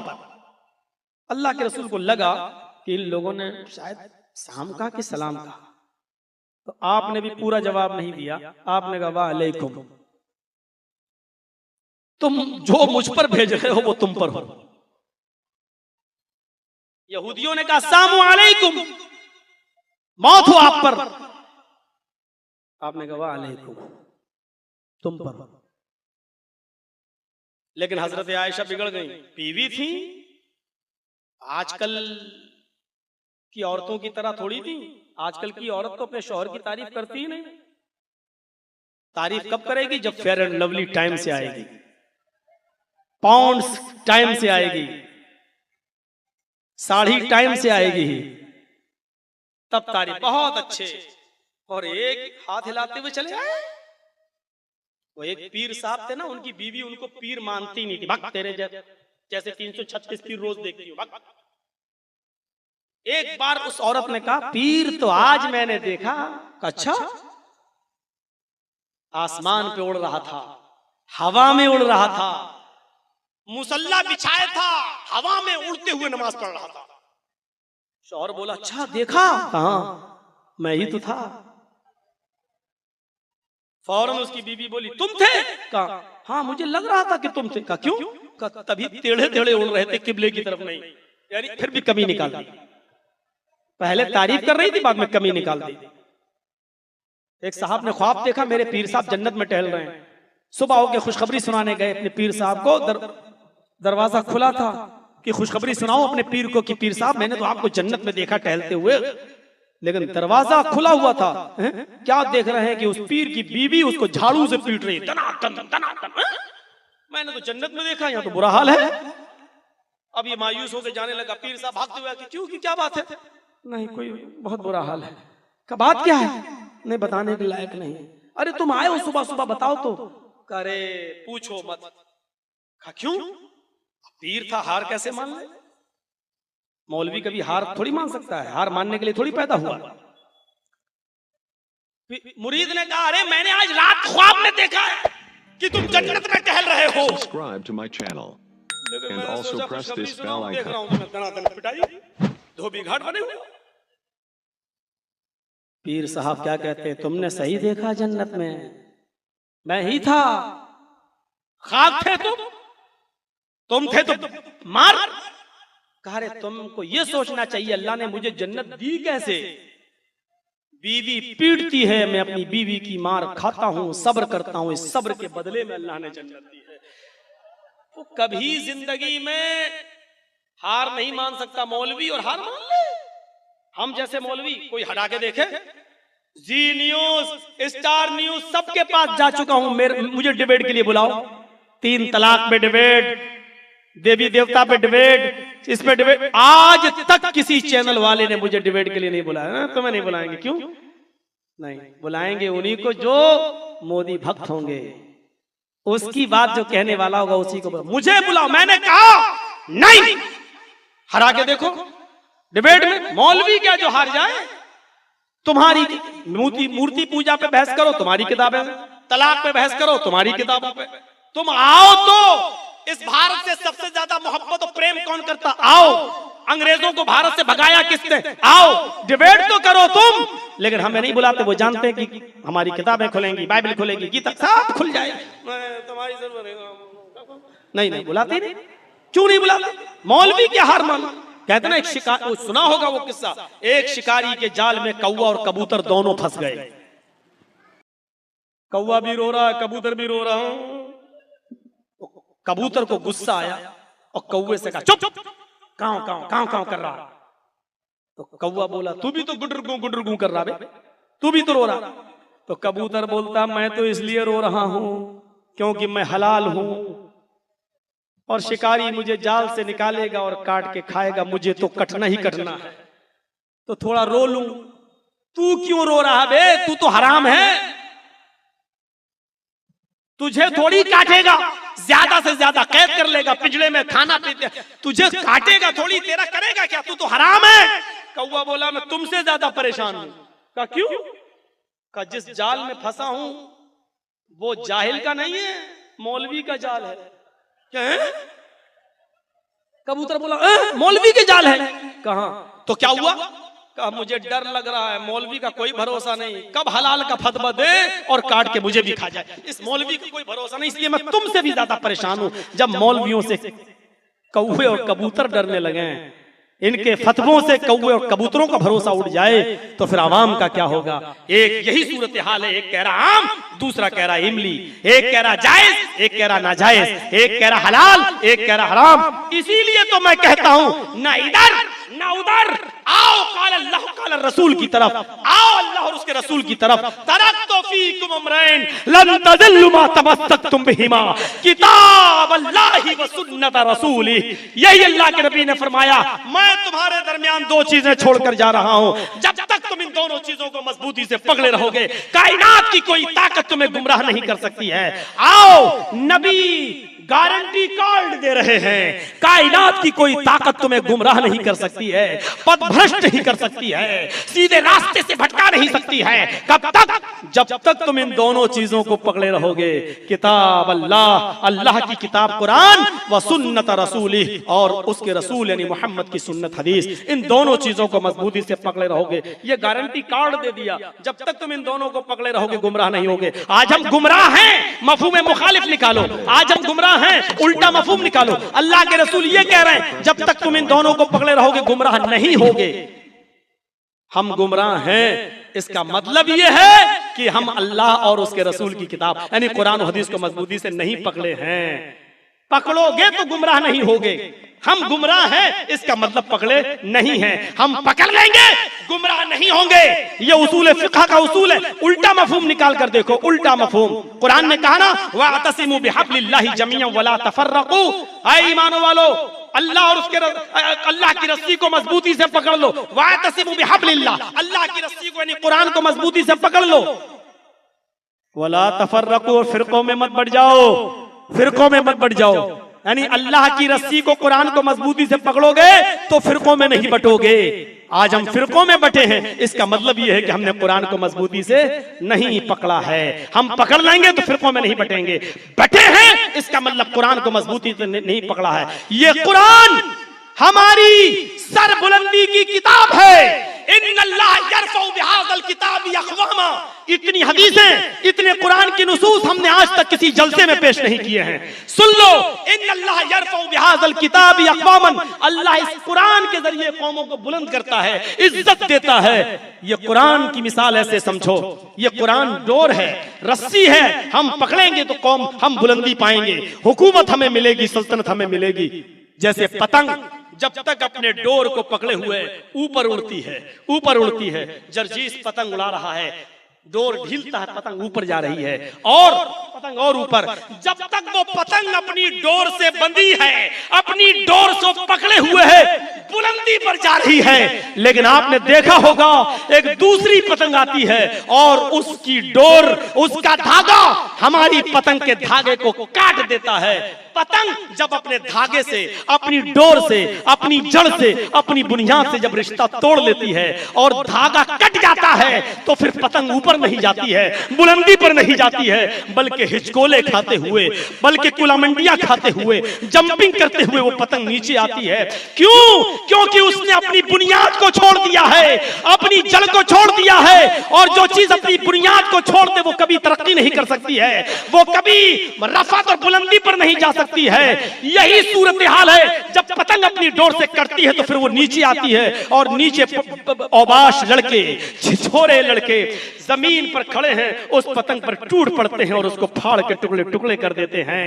मुसलमानों, ये कुरान हमारी बुनियाद है, जब तक हम इसको मजबूती से पकड़े रहेंगे ऊपर जाएंगे, तरक्की करेंगे, और जैसे ही इस डोर से हम अपना रिश्ता तोड़ेंगे, इस डोर से हम कटेंगे, तो पतंग की तरह कुलामंडियां खाएंगे, जंपिंग करेंगे, कलाबाजियां खाएंगे और जमीन के ऊपर गिरेंगे, और जमीन के ऊपर पड़ी हुई बदकमाश कौमें हमारा तमस्खुर उड़ाएंगी, हमारा मजाक उड़ाएंगी। यूशिकुल उममु अन तदा अलैकुम कमा तदा लकलतु अला क़िसतिहा अला क़ुसतिहा। दुनिया सारी कौमें तुम्हारे ऊपर ऐसे पिल पड़ेंगी जैसे भूखे लोग दस्तरखान के ऊपर पिल पड़ते हैं। अबू दाऊद किताबुल मलाहिम के अल्फाज हैं, यूशिकुल उममु अन तदा अलैकुम, करीब है तुम ये जमाना देखोगे कि दुनिया की सारी कौमें तुम्हारे ऊपर ऐसे पिल पड़ेंगी जैसे भूखे लोग दस्तरखान से पिल पड़ते हैं। जब हम अपनी बुनियाद को छोड़ेंगे तो यही हाल होगा। अल्पभाषी अल्लाह के नबी कम बोलते थे। हजरत आयशा बात कहां से निकली और कहां पहुंच गई। अल्लाह के नबी की बीवी थी, फिर वहीं आऊंगा, चाहे कितनी बुराई हो आऊंगा वहीं पर। तो हजरत आयशा को बुरा लगा, मेरे नबी को, मेरे शौहर को करा, अस्सलाम वालेकुम, मौत हो तुम पर। हजरत आयशा चीखती अंदर से, बस वालेकुम अस्सलाम या यहूद वल्लाना, आए यहूदियों तुम पर मौत हो और अल्लाह की लानत हो। हजरत आयशा ये क्या कह रही हो तुम? का अल्लाह के नबी सुना नहीं? इन यहूदियों ने कहा मौत हो आप पर। हाँ आयशा सुना नहीं? मैंने क्या कहा? वालेकुम तुम पर हो। मैं जवाब दे चुका था, तुमने लाना लाना क्यों? अल्लाह की लानत और क्यों भेजी? ज्यादती क्यों की? नहीं, माफी मांगो, बदला उतना ही लो जितना है।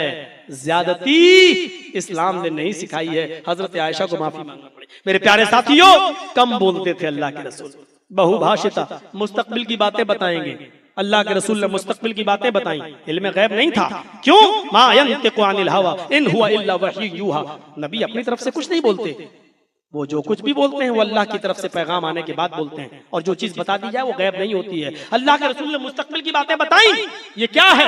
ये मुस्तकबिल की बातें ना, निसाउन कासियातुन आरियातुन मुमिलातुन व माइलात। एक ऐसा जमाना आ जाएगा कि तुम औरतों को देखोगे कि वो बज़ाहिर तो कपड़े पहने हुए होंगी, लेकिन हकीकत में वो बरहना होंगी, नंगी होंगी, बरहना होंगी।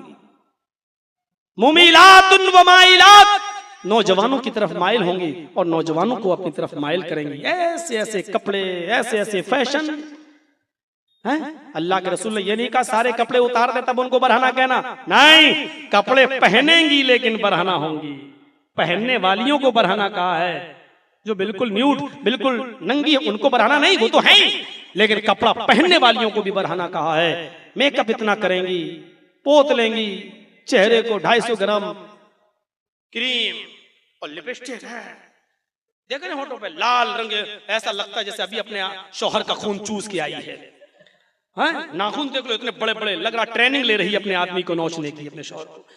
निसाउन कासियातुन आरियात, कपड़े तो पहनेंगी लेकिन बरहना होंगी। मुमिलातुन व माइलात, खुद झुकेंगी और झुकाएंगी। ऐसा दौर जब तुम देख लो, ये जमाना देख लो, तो याद रखना ला यदखुलनल जन्नह, और बाज़ मुहद्दिसीन ने पढ़ा है ला यदखुलन्नल जन्नह, ला यदखुलन्नल जन्नह, नून ताकीद बा नून सकीला के साथ, हरगिज हरगिज वो जन्नत के अंदर दाखिल नहीं होंगी। वला यजिदन्न रिहहा, जन्नत तो बहुत दूर की बात, जन्नत की महक और जन्नत की खुशबू भी नहीं पाएंगी। और जन्नत की खुशबू इतनी इतनी दूर तक आ रही होगी कि एक घुड़सवार जन्नत के दरवाजे से बाहर घोड़े पर बैठकर सफर करे तो 40 साल के बाद उसका घोड़ा जहां पहुंचेगा नॉन स्टॉप, वहां तक जन्नत की खुशबू आ रही होगी। यानी ये औरतें, ये लड़कियां जो अपने आप को कपड़ा पहनने के बावजूद बरहना नजर आती हैं, इतनी दूर जन्नत से कर दी जाएंगी कि इनके और जन्नत के दरमियान 40 साल का फासला होगा। एक हदीस में आता 50 साल का फासला होगा, एक हदीस में आता 70 साल का फासला होगा। वो मौका नहीं हम उन नुसूस की तरफ चले। मेरे प्यारे साथियों, जरा आइए, ये मुस्तकबिल की बातें अल्लाह के रसूल ने बताई। ला तक़ूमु अस्साअ हत्ता यकून असद अन्नास बिद्दुनिया लुक़ा इब्न लुक़ा। क़यामत नहीं आ सकती उस वक्त तक जब तक कि तुम्हारे ऊपर ऐसे लोग मुसल्लत ना हो जाएं और उन लोगों को तुम अपना अमीर, उन लोगों को तुम अपना रहबर, उन लोगों को तुम अपना एमएलए और एमपी ना बनाने लगो। कौन? लुक़ा इब्न लुक़ा। क्या तर्जुमा करूं इसका? खानदानी कमीना। लुक़ा इब्न लुक़ा, लुक़ा का बेटा लुक़ा। इसका सही तर्जुमा होगा खानदानी कमीना, यानी जिसका बाप भी कमीना, जिसका बेटा भी कमीना, जिसका दादा भी कमीना, जिसका परदादा भी कमीना। लुक़ा इब्न लुक़ा, क्रिमिनल, गुंडा। ऐसे लोगों को उनसे डर की वजह से लोग उनको सरदार बनाएंगे, कौम की बागडोर और रहबरी और रहनुमाई का उनको देंगे। जब ये दौर देख लो, आज देख रहे हो कौन कौन बने बैठे हैं, एक एक का क्रिमिनल रिकॉर्ड है मेरे पास। लेकिन हम आह भी करते हैं तो हो जाते हैं बदनाम, और तुम कत्ल भी करते हो तो चर्चा नहीं होता, चर्चा नहीं होता। मौलवी जर्जीस, क्या करोगे तुम? न शोर्स है उसके पास, ना सियासी असर रसूख है उसके पास। मौलवी तो वैसे ही मरा हुआ होता, उसको मारने की जरूरत क्या है? तुम एक नजर उठा के देखो, वैसे ही मर जाएंगे। जब चाहो केस कर दो, जब चाहो डाल दो, जब चाहो निकाल दो। लेकिन अल्हम्दुलिल्लाह जब ट्रायल चलता है तो हारा नहीं हूं, हारा नहीं हूं। ये इसीलिए हम हिंदुस्तान की सुंदरता और खूबसूरती को मानते हैं। इंसाफ मिलता है, फैसला होता है, और दलाइल और प्रूफ जब पुलिस पेश नहीं कर पाती है पूरे, तो कह दिया जाता है जज की तरफ से बाइज्जत बरी। लेकिन वो हमारे दिन कौन लौटाएगा जो जेलों की सलाखों में पहुंचे। वहां से शिकायत, जेलों में जाने से डर नहीं लगता, लेकिन 2 साल 4 साल ये दिन हमारे जो बर्बाद होंगे वो कौन लौटाएगा? बाद में तुम तो सॉरी कह के हट जाओगे, माफी मांग लोगे, और बड़ा अजीब दस्तूर है, माफ भी कर दिया जाता है। कोई भी किसी नेता को जूता फेंक बाद में माफ। देखा नहीं, अरुण जेटली ने मुकदमा दायर कर दिया मानहानि का केजरीवाल के ऊपर। कितने करोड़ रुपए का मुकदमा दायर किया, अरबों खरबों तक मानहानि, हद की इज्जत का मुकदमा। केजरीवाल ने कोर्ट में जाके एप्लीकेशन दे दी, माफी मांग ली, माफ कर दिया। अब क्या कर सकते हो आप? ये सूरत हाल है। हमसे बाद में सॉरी कह दो कि हमें माफ करना पड़ेगा, हमारे 2 साल तो वापस नहीं आ सकते हैं ना। इस चीज से डर लगता है। बस बहुभाषिता, वो मुस्तकबिल की बातें बताएगा। तीसरी चीज, ज्ञानी होगा, बहुत बड़े आलिम होंगे। अल्लाह के रसूल अनपढ़ थे, आलिम नहीं थे, अनपढ़ थे। जब अनपढ़ कहूं तो यह समझना दुनिया में किसी उस्ताद ने नहीं पढ़ाया। जब आलिम कहूं तो यह समझना कि नबी से बढ़कर कोई आलिम नहीं, क्योंकि अल्लाह ने पढ़ाया। अनपढ़ थे, उम्मी थे, तब यह कहा जाएगा कि दुनिया में किसी ने ABCD नहीं पढ़ाई, अलिफ बा ता सा नहीं पढ़ाया, आप किसी मदरसे में नहीं पढ़े, इसलिए उम्मी कहा। लेकिन अल्लाह ने पढ़ाया, और अल्लाह जब पढ़ाता है तो उसका पढ़ाया हुआ सबक कोई भूल नहीं सकता। खुद अल्लाह ने कहा सनुक़रिउका फला तंसा, मेरे नबी हम आपको पढ़ाएंगे, आप भूलेंगे नहीं। सनुक़रिउका, हम पढ़ाएंगे आपको, फला तंसा, आप भूलेंगे नहीं। तो अल्लाह के रसूल को जब अल्लाह पढ़ाए तो उनसे बड़ा कोई आलिम हो सकता है? तो कहा ज्ञानी बहुत बड़ा आलिम होगा। क्यों? क्योंकि अल्लाह ने पढ़ाया। बहुत बड़ा ज्ञानी तभी हो सकता है जब अल्लाह पढ़ाए। अल्लाह ने पढ़ाया, बल्कि अल्लाह के नबी पर कुरान उतरता था, नबी जल्दी जल्दी जबान चला रहे हैं याद करने के लिए, तो अल्लाह ने मना किया, ला तुहर्रिक लिसानका लिताअजल बी, आए नबी अपनी जबान को जल्दी जल्दी हरकत मत दो। हम कुरान तुम्हारे दिल पर उतार रहे हैं, इसको तुम्हारे दिल में जमा करना हमारा काम है, हमारा काम है। तो अल्लाह ने पढ़ाया, अल्लाह जिसको पढ़ाए उससे बड़ा कोई आलिम नहीं हो सकता है। तो तीसरी चीज, ये 8 चीजें याद रखना जो मैं बताने जा रहा हूं। किसी को भी खड़ा करके पूछ सकता हूं ये 8 चीजें क्या है, किसी को भी खड़ा करके, जो नहीं बता पाएगा उसको भगा दूंगा। मैं इतनी मेहनत से बोल रहा हूं, पसीना बहा रहा हूं, मेरी अंदर गंजी जो है ना बनियान पसीने से इतनी भीग चुकी है, अगर उसको आप निचोड़ोगे तो उसमें पानी निकलेगा भी, पसीना। और हम बोले और आप निकाल दें जहन से। हम कोई यहाँ पर नौटंकी करने नहीं आए हैं। 8 चीजें याद रखना। पहली चीज, कम बोलने वाले। दूसरी चीज, मुस्तकबिल की, फ्यूचर की बातें बताने वाले। तीसरी चीज, बहुत बड़े ज्ञानी यानी बहुत बड़े आलिम। और चौथी चीज, श्रुतु ज्ञानी, सुनकर इल्म होगा। सुनकर नहीं, आपको ये इल्म खुद से नहीं होगा, सुनकर। अल्लाह जिब्राइल को भेजता था, जिब्राइल मोहम्मद रसूलुल्लाह को सुनाते थे, और नबी जिब्राइल से सुनकर इल्म हासिल करते थे। मोहम्मद तान गुफ्ते जिब्रील, जिब्रील तान गुफ्ते करदगार। मोहम्मद उस वक्त तक नहीं बोलते जब तक जिब्रील न बोले, जिब्रील उस वक्त तक नहीं बोलते जब तक कि अल्लाह न बोले। तो आपको सुनकर इल्म हुआ था। 4 चीजें, चार चीजें ही याद रखना, बस 4 ये, अब 4 बाद में। कम बोलने वाले होंगे। नंबर 2, मुस्तकबिल की बातें बताएंगे। नंबर 3, बहुत बड़े आलिम होंगे। आप क्यों जा रहे हैं, आपको थोड़ी खड़ा करूंगा मैं। चौथी चीज, सुनकर इल्म होगा। अब 5वीं चीज देखिए, पराक्रमी, बहादुर होंगे। अल्लाह की कसम, मोहम्मद रसूलुल्लाह से बढ़कर कोई बहादुर नहीं था। सिर्फ एक वाकया सुना दूं।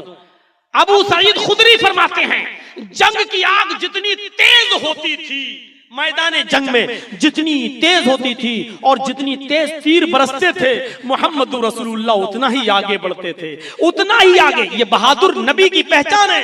और काफिरों के तीरों के सामने खड़े होकर कहते थे, चलाओ तीर, चलाओ, अना नबीयुल्लाह कज़िब, अना नबीयुल्लाह कज़िब, मैं अल्लाह का नबी हूं, झूठा नबी नहीं हूं, मौत से नहीं डरता, चलाओ। हजरत अबू सईद खुदरी कहते हैं, जितनी तेज जंग की आग होती थी, नबी उतना तेज आगे बढ़ते थे, और हम कभी कभी तीरों के डर से अपनी जान बचाने के लिए नबी के पीछे छुप जाया करते थे। ये नबी की बहादुरी थी, ये नबी के बहादुरी के चर्चे थे। हजरत अनस बयान करते हैं, अबू तला अंसारी का घोड़ा नबी के घर के बाहर बंधा था। मदीने की बस्ती पर यहूदियों ने शब खून मारा, हमला किया। अल्लाह के नबी को पता चला मेरी बस्ती पर यहूदियों ने हमला कर दिया। घोड़ा खोला, निकल गए। उन यहूदियों को, काफिरों को भगाने के लिए अकेले निकल गए। अम्मा आयशा उठी और जल्दी से पड़ोसियों को जगाती हैं, सहाबियों उठो, मोहम्मद अकेले ही चले गए, काफिर कहीं उनको गजन न पहुंचा दे, नुकसान न पहुंचाएं। जब तक सहाबा उठते हैं, आंख मलते हुए उठते हैं, अल्लाह के नबी वापस आ रहे हैं। लम तराऊ, घबराओ नहीं मेरे साथियों, अपने बिस्तरों पर जाओ, सब सो जाओ, मैं अकेले ही सारे दुश्मनों को भगा कर चला आया।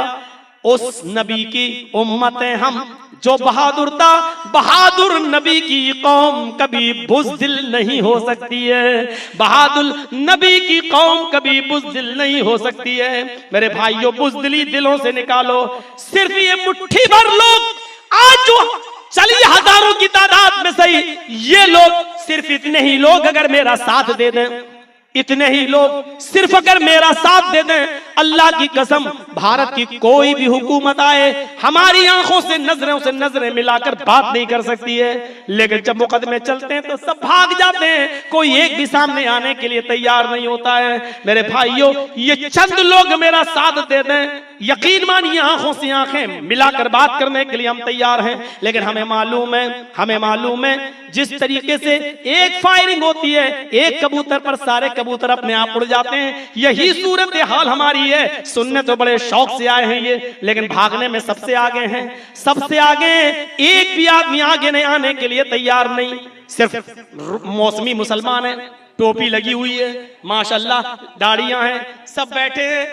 कितने पक्के सच्चे मुसलमान नजर आ रहे हैं। अभी फजर की अजान होगी और मस्जिद में देख लीजिएगा, अब इस तकरीर का कितना असर हुआ ये मस्जिदें बता देंगी। मस्जिद तो बना ली शब भर में ईमान की हरारत वालों ने, मन अपना पुराना पापी रहा, बरसों में नमाजी बन न सके। ये मस्जिदें हमें बता देंगी इस तकरीर का कितना असर हुआ। अभी फजर की नमाज हमें बता देगी हमारे ऊपर इस जलसे का कितना असर हुआ। ये टोपी लगा कर बैठे, बिल्कुल ऐसी मिसाल समझो हम शेरवानी पहन के बैठे, लेकिन अगर पल्लू उठा कर देखा जाए तो अंदर अंडरवियर भी नहीं है, अंदर से हम बिल्कुल नंगे बरहना है, यानी अमल के मैदान में हम बिल्कुल बराना है। वैसे माशाल्लाह चेहरे मोहरे शक्लों से हमसे पक्का मुसलमान कोई नजर नहीं आएगा, लेकिन अमल के मैदान में हमें मस्जिदें बता देंगी, हमें मस्जिदें बता देंगी मेरे भाइयों, ये फजर की नमाज बता देगी, मस्जिदें बता देंगी हमें। वो पराक्रमी थे, बहादुर थे, और छठी सिफत ये बताई दानी खैरात करने वाले होंगे। अल्लाह के नबी इतने खैरात करने वाले थे कि आपने कुछ नहीं छोड़ा। यहीं से अंदाजा लगाइए कि जब इस दुनिया से गए तो घर में चिराग जलाने के लिए भी तेल नहीं था। इंतकाल से 2 दिन पहले 3 दिन पहले 3 दिरहम पे नजर पड़ गई तो पूछा आयशा ये 3 दिरहम अगर घर में बाकी रह गए और मेरा इंतकाल हो गया तो अल्लाह को मैं क्या मुंह दिखाऊंगा। उन 3 दिरहमों को भी तकसीम करा दिया, गरीबों और मिस्कीनों में बटा दिया। सबसे बड़े दानी मोहम्मद रसूलुल्लाह, खैरात करने वाले नबी अकरम। 6 चीजें। 7वीं चीज कृतज्ञ, एहसान करेंगे लेकिन जताएंगे नहीं। आपने अपने दुश्मनों पर भी एहसान किया, और ऐसा एहसान किया कि अब्दुल्ला इब्ने उबय जब मरता है तो उसका बेटा आता है, आए अल्लाह के नबी मेरा बाप मुनाफिक था, मैं जानता हूं कि कब्र में उसको अजाब होगा, मैं जानता हूं वो जहन्नमी है, लेकिन आज एक गुजारिश लेके आया हूं। क्या गुजारिश है? कहा मैं चाहता हूं आप जो चादर ओढ़े हुए हैं वो चादर दे दीजिए। आपने फरमाया क्या करोगे? कहा मैं अपने बाप के कफन की जगह पर ये चादर डाल दूंगा, शायद आपकी इस चादर को पहनाने की वजह से मेरे बाप के अजाब में कुछ कमी हो जाए। अल्लाह के रसूल ने वो चादर दे दी। एहसान कर रहे हैं अल्लाह के नबी, चादर दे दी। हजरत उमर ने वो चादर पकड़ ली। आए अल्लाह के नबी मैं ये चादर नहीं देने दूंगा। फरमाया क्या बात है? आए उमर जब मैं चादर दे चुका हूं अब्दुल्ला इब्ने उबय के बेटे को तो तुम क्यों छीन रहे हो? कहा अल्लाह के नबी जिंदगी भर आपको गाली दिया, आपकी बीवी अम्मा आयशा पर जिना की तोहमत लगाई, और फिर भी आप फरमाया उमर अगर मेरी चादर के ओढ़ लेने से, अगर मेरी चादर के पहन लेने से अगर अल्लाह उसके बाप के अजाब में कुछ कमी कर दे तो मेरा क्या बिगड़ जाएगा? मेरी रहमत में कौन सी कमी आ जाएगी? मेरा क्या नुकसान है? जाने दो। मैंने चादर दे दी। चादर उसने अपने बाप को पहना दी, चादर उसने अपने बाप को कफन की जगह पे डाल दी। फिर आया अल्लाह के नबी चादर दे सकते हैं तो मेरे बाप का जनाजा क्यों नहीं पढ़ा सकते? चलिए मेरे बाप की नमाज पढ़ा दीजिए, शायद आप दुआए मगफिरत करें और मेरे बाप बख्श दिया जाए। आप खड़े हो गए, हजरत उमर ने पीछे से खींच लिया। अल्लाह के नबी कम से कम इसका जनाजा मत पढ़ाइए, जिंदगी भर इसने आपको गाली दी, जलील कहा, आयशा को जानिया और बदचलन तक कह डाला। फरमाया उमर मेरे दामन को पीछे से छोड़ दो, अगर मेरी दुआए मगफिरत से अल्लाहुम्मा मगफिर ले हय्यिना व मय्यतिना व शाहिदिना व गायबना, अगर दुआए मगफिरत से अल्लाह इसके बाप के अजाब में कमी कर दे या बख्श दे तो मेरा क्या बिगड़ जाएगा? आप खड़े हो गए, अल्लाहु अकबर कहने वाले, पसीना आ गया, मुड़ गए। आया अब्दुल्ला इब्ने उबय के बेटे, जी आए अल्लाह के नबी मैं यहाँ हूं, क्या हुआ? फरमाया अल्लाह ने मुझे तेरे बाप का जनाजा पढ़ाने से मना कर दिया है। मैं तो पढ़ाना चाहता हूं लेकिन अल्लाह ने मना कर दिया है, और फरमा दिया मोहम्मद हट जाओ, आप अपने दुश्मन को माफ कर सकते हो, मैं अपने महबूब के दुश्मन को माफ करने के लिए तैयार नहीं हूं। 70 मर्तबा भी आए मोहम्मद तुम उसका जनाजा पढ़ोगे तब भी मैं बख्शूंगा नहीं। आए अब्दुल्ला के बेटे अगर मुझे मालूम हो जाए 75 मर्तबा मैं तेरे बाप का जनाजा पढ़ा दूं तो अल्लाह बख्श देगा, तो कसम है मुझे उसकी इज्जत और जलाल की, मैं 75 मर्तबा भी तेरे बाप का जनाजा पढ़ा देता, लेकिन मुझे मालूम है कि मेरा रब बख्शेगा नहीं, इसलिए मैं हट रहा हूं। अब तेरे बाप का जनाजा नहीं पढ़ा सकता क्योंकि अल्लाह ने मना कर दिया। आप तो पढ़ाने खड़े हो गए, लेकिन अल्लाह ने मना कर दिया, तब कोई क्या कर सकता है? मेरे भाइयों यह एहसान तो आपने किया लेकिन जिंदगी भर कभी आपने जताया नहीं। एहसान तो करते थे लेकिन जताते नहीं थे। तो एहसान करने वाले भी मोहम्मदुर रसूलुल्लाह सल्लल्लाहु अलैहि वसल्लम। 7 खूबियां और 8वीं खूबी बताई कृपालु, रहमत होगी, ये भी रहमत थी। पढ़ाने खड़े हो गए, चिड़ियों पर रहमत, वो अबू दाऊद की रिवायत उठाओ, अबू सईद खुदरी चिड़ियों के 2 बच्चों से खेल रहे हैं, चिड़िया के बच्चे उठा लिए। अल्लाह के नबी क़ज़ाए हाजत के बाद जब वापस आते हैं तो देखते हैं चिड़िया अबू सईद खुदरी के सरों पे मुंडला रही है, सर पर चोंच मार रही है, यानी मेरे बच्चे मुझे दे दो। अल्लाह के नबी की आंखों में आंसू आए, अबू सईद तुमने इस चिड़िया के दिल को दुखा दिया, इसके बच्चे वापस कर दो। मीडिया वालों लिखो, कभी कभी सच्चाई भी लिख दिया करो, सिर्फ मोदी के पैसों पे मत फलो फूलो, अगला जन्म भी इंसानियत का लो, कुछ अच्छे कर्म भी कर जाओ। चिड़ियों के बच्चों पर रहम छोड़ दो, जिस तरह हमें अपने बच्चों से प्यार होता है, मोहब्बत इन चिड़ियों को भी अपने बच्चों से प्यार होता है, इनका भी दिल होता है। बच्चे छोड़ दिए और चिड़िया ने चोंच से दबाया, झड़ से उड़ती हुई गई, घोंसले में रख दिया, फिर दूसरा बच्चा ले गई। परिंदों पर रहमत। ऊंट को देखा रो रहा है, अंसारी नौजवान के दस्तरखान से उड़ गए, ऊंट को सहलाने लगे, ऊंट ने अपना सर नबी के सीने से लगा दिया। आपने कहा मन रब्बु हाज़ल जमल, इस ऊंट का मालिक कौन है? लिमनिल जमल, ये ऊंट किसका है? या तो ये कहा या वो कहा, रावी को शक है। फरमाया मैं, अल्लाह के नबी फरमाते हैं अंसारी इस ऊंट ने अभी मुझसे शिकायत की है, अरे अल्लाह के नबी मैं बूढ़ा हो चुका हूं, मेरी हड्डियों में अब गूदा नहीं रहा, मेरी हड्डियां कमजोर हो चुकी हैं, लेकिन मेरा मालिक मेरे ऊपर मेरी इस्तिताअत और ताकत से ज्यादा बोझ मेरे ऊपर लादता है, उठवाता है, और काम तो पूरा लेता है लेकिन पेट भर के खाना नहीं देता। जब तक ये ऊंट पेट भर के खाना नहीं खा लेगा मैं तेरे दस्तरखान पर नहीं बैठूंगा। उस ऊंट ने पेट भर के खाना खाया, तब अल्लाह के नबी सल्लल्लाहु अलैहि वसल्लम ने खजूर उसके दस्तरखान से खाए। अब गौर करो, जिसकी रहमत जानवरों के साथ ये हो, इंसानियत के साथ कितनी होगी, कितनी होगी। इसीलिए फरमाया जिस औरत के पेट में बच्चा है, चाहे वो हमल 1 महीने का हो, 2 महीने का हो, 3 महीने का हो, 4 का, वो गिरवा नहीं सकती। अगर उसको कोई परेशानी नहीं है तो वो गिरवा नहीं सकती, चाहे लड़की हो या लड़का, चाहे नाजायज ही क्यों ना हो, अगर गलती हो जाए लड़का लड़की से और पेट में हमल नाजायज तौर पर ही क्यों ना ठहर जाए, लेकिन उस बच्चे को गिराने की इजाजत नहीं है। बुखारी शरीफ की हदीस के अल्फाज है, जो बच्चा राह में मादर में मार दिया जाता है, औरत के पेट में मार दिया जाता है। मीडिया वालों, इंसानियत की हिफाजत का सबसे बड़ा लंबरदार मजहब इस्लाम है। अल्लाह के नबी फरमाते हैं कयामत के दिन वो बच्चा अपनी माँ की पिस्तान से लगा हुआ आएगा। जा यौमल क़यामती व मुअल्लक़ुम बैन सदैहा, वो बच्चा कयामत के दिन अपने माँ की पिस्तान से लगा हुआ आएगा। यक़ूल या रब्बी हाज़ी उम्मी क़तलतनी, और कह रहा होगा अय अल्लाह ये मेरी माँ है जिसने दुनिया में मुझे मार डाला था, अल्लाह ये मेरी माँ है जिसने दुनिया में मुझे कत्ल कर डाला था। बच्चे मारने की इजाजत नहीं दी, चाहे वो 2-3 महीने का ही हमल क्यों ना हो। ये इंसानियत का लंबरदार मजहब है, ये रहम है नबी अकरम का, रहमत है नबी की, कृपालु और दयावान होगा ये नबी की रहमत। ये 8 चीजें बताई। मेरे पास पर्ची आई, मदरसा 1.5 साल से बंद है, मैं क्या करूं? मुझे बताओ, गलती आप करें सजा मैं भुगतूं? मैं क्या कर सकता हूं?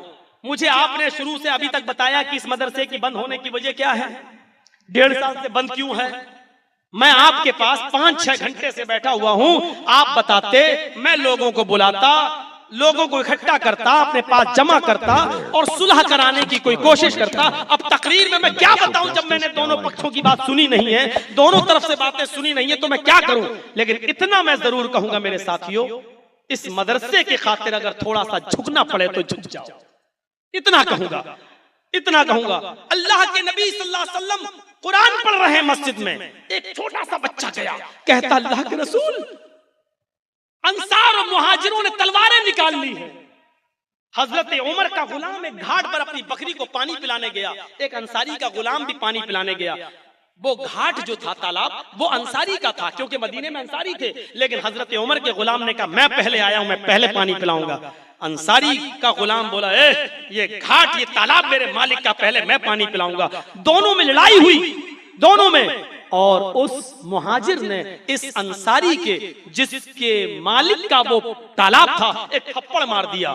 ये अंसारी चिल्लाया, या अहलल अंसार, आए अंसारियों मेरी मदद के लिए आओ। उधर से मुहाजिर चिल्लाया, आए मुहाजिरों मेरी मदद के लिए आओ। दोनों ने तलवारें निकाल ली। कौमी असबियत जोश में आ गई।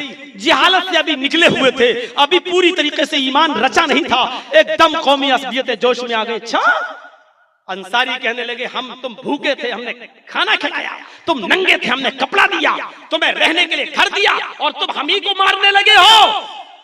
अंसारी ये कहने लगे, और मुहाजिरों ने कहा, अच्छा ये क्या हुआ, तुम्हारा है तो तुम पहले पानी पिलाओगे, पहले हम आए, तुम इतना बर्दाश्त नहीं कर सकते। अल-अव्वल फल-अव्वल। दोनों में लड़ाई हुई। एक छोटा सा 9 साल का बच्चा कहता है, अरे अल्लाह के नबी आप इस मस्जिद में बैठे हैं। उधर अंसार और मुहाजिरीन ने तलवारें निकाल ली। अल्लाह के नबी सल्लल्लाहु अलैहि वसल्लम उड़ते और दौड़ना शुरू कर देते हैं। मेरे नबी कभी नमाज के लिए इतनी तेज नहीं दौड़े, लोग कहीं एक दूसरे को मार न दें, दौड़े। उस मस्जिद की चौखट से उलझ गई। एक चादर जो नबी ओढ़े थे वो जमीन के ऊपर गिर गई। उस छोटे से बच्चे ने 9 साल के वो चादर उठाई। अल्लाह के नबी चादर तो ले लीजिए।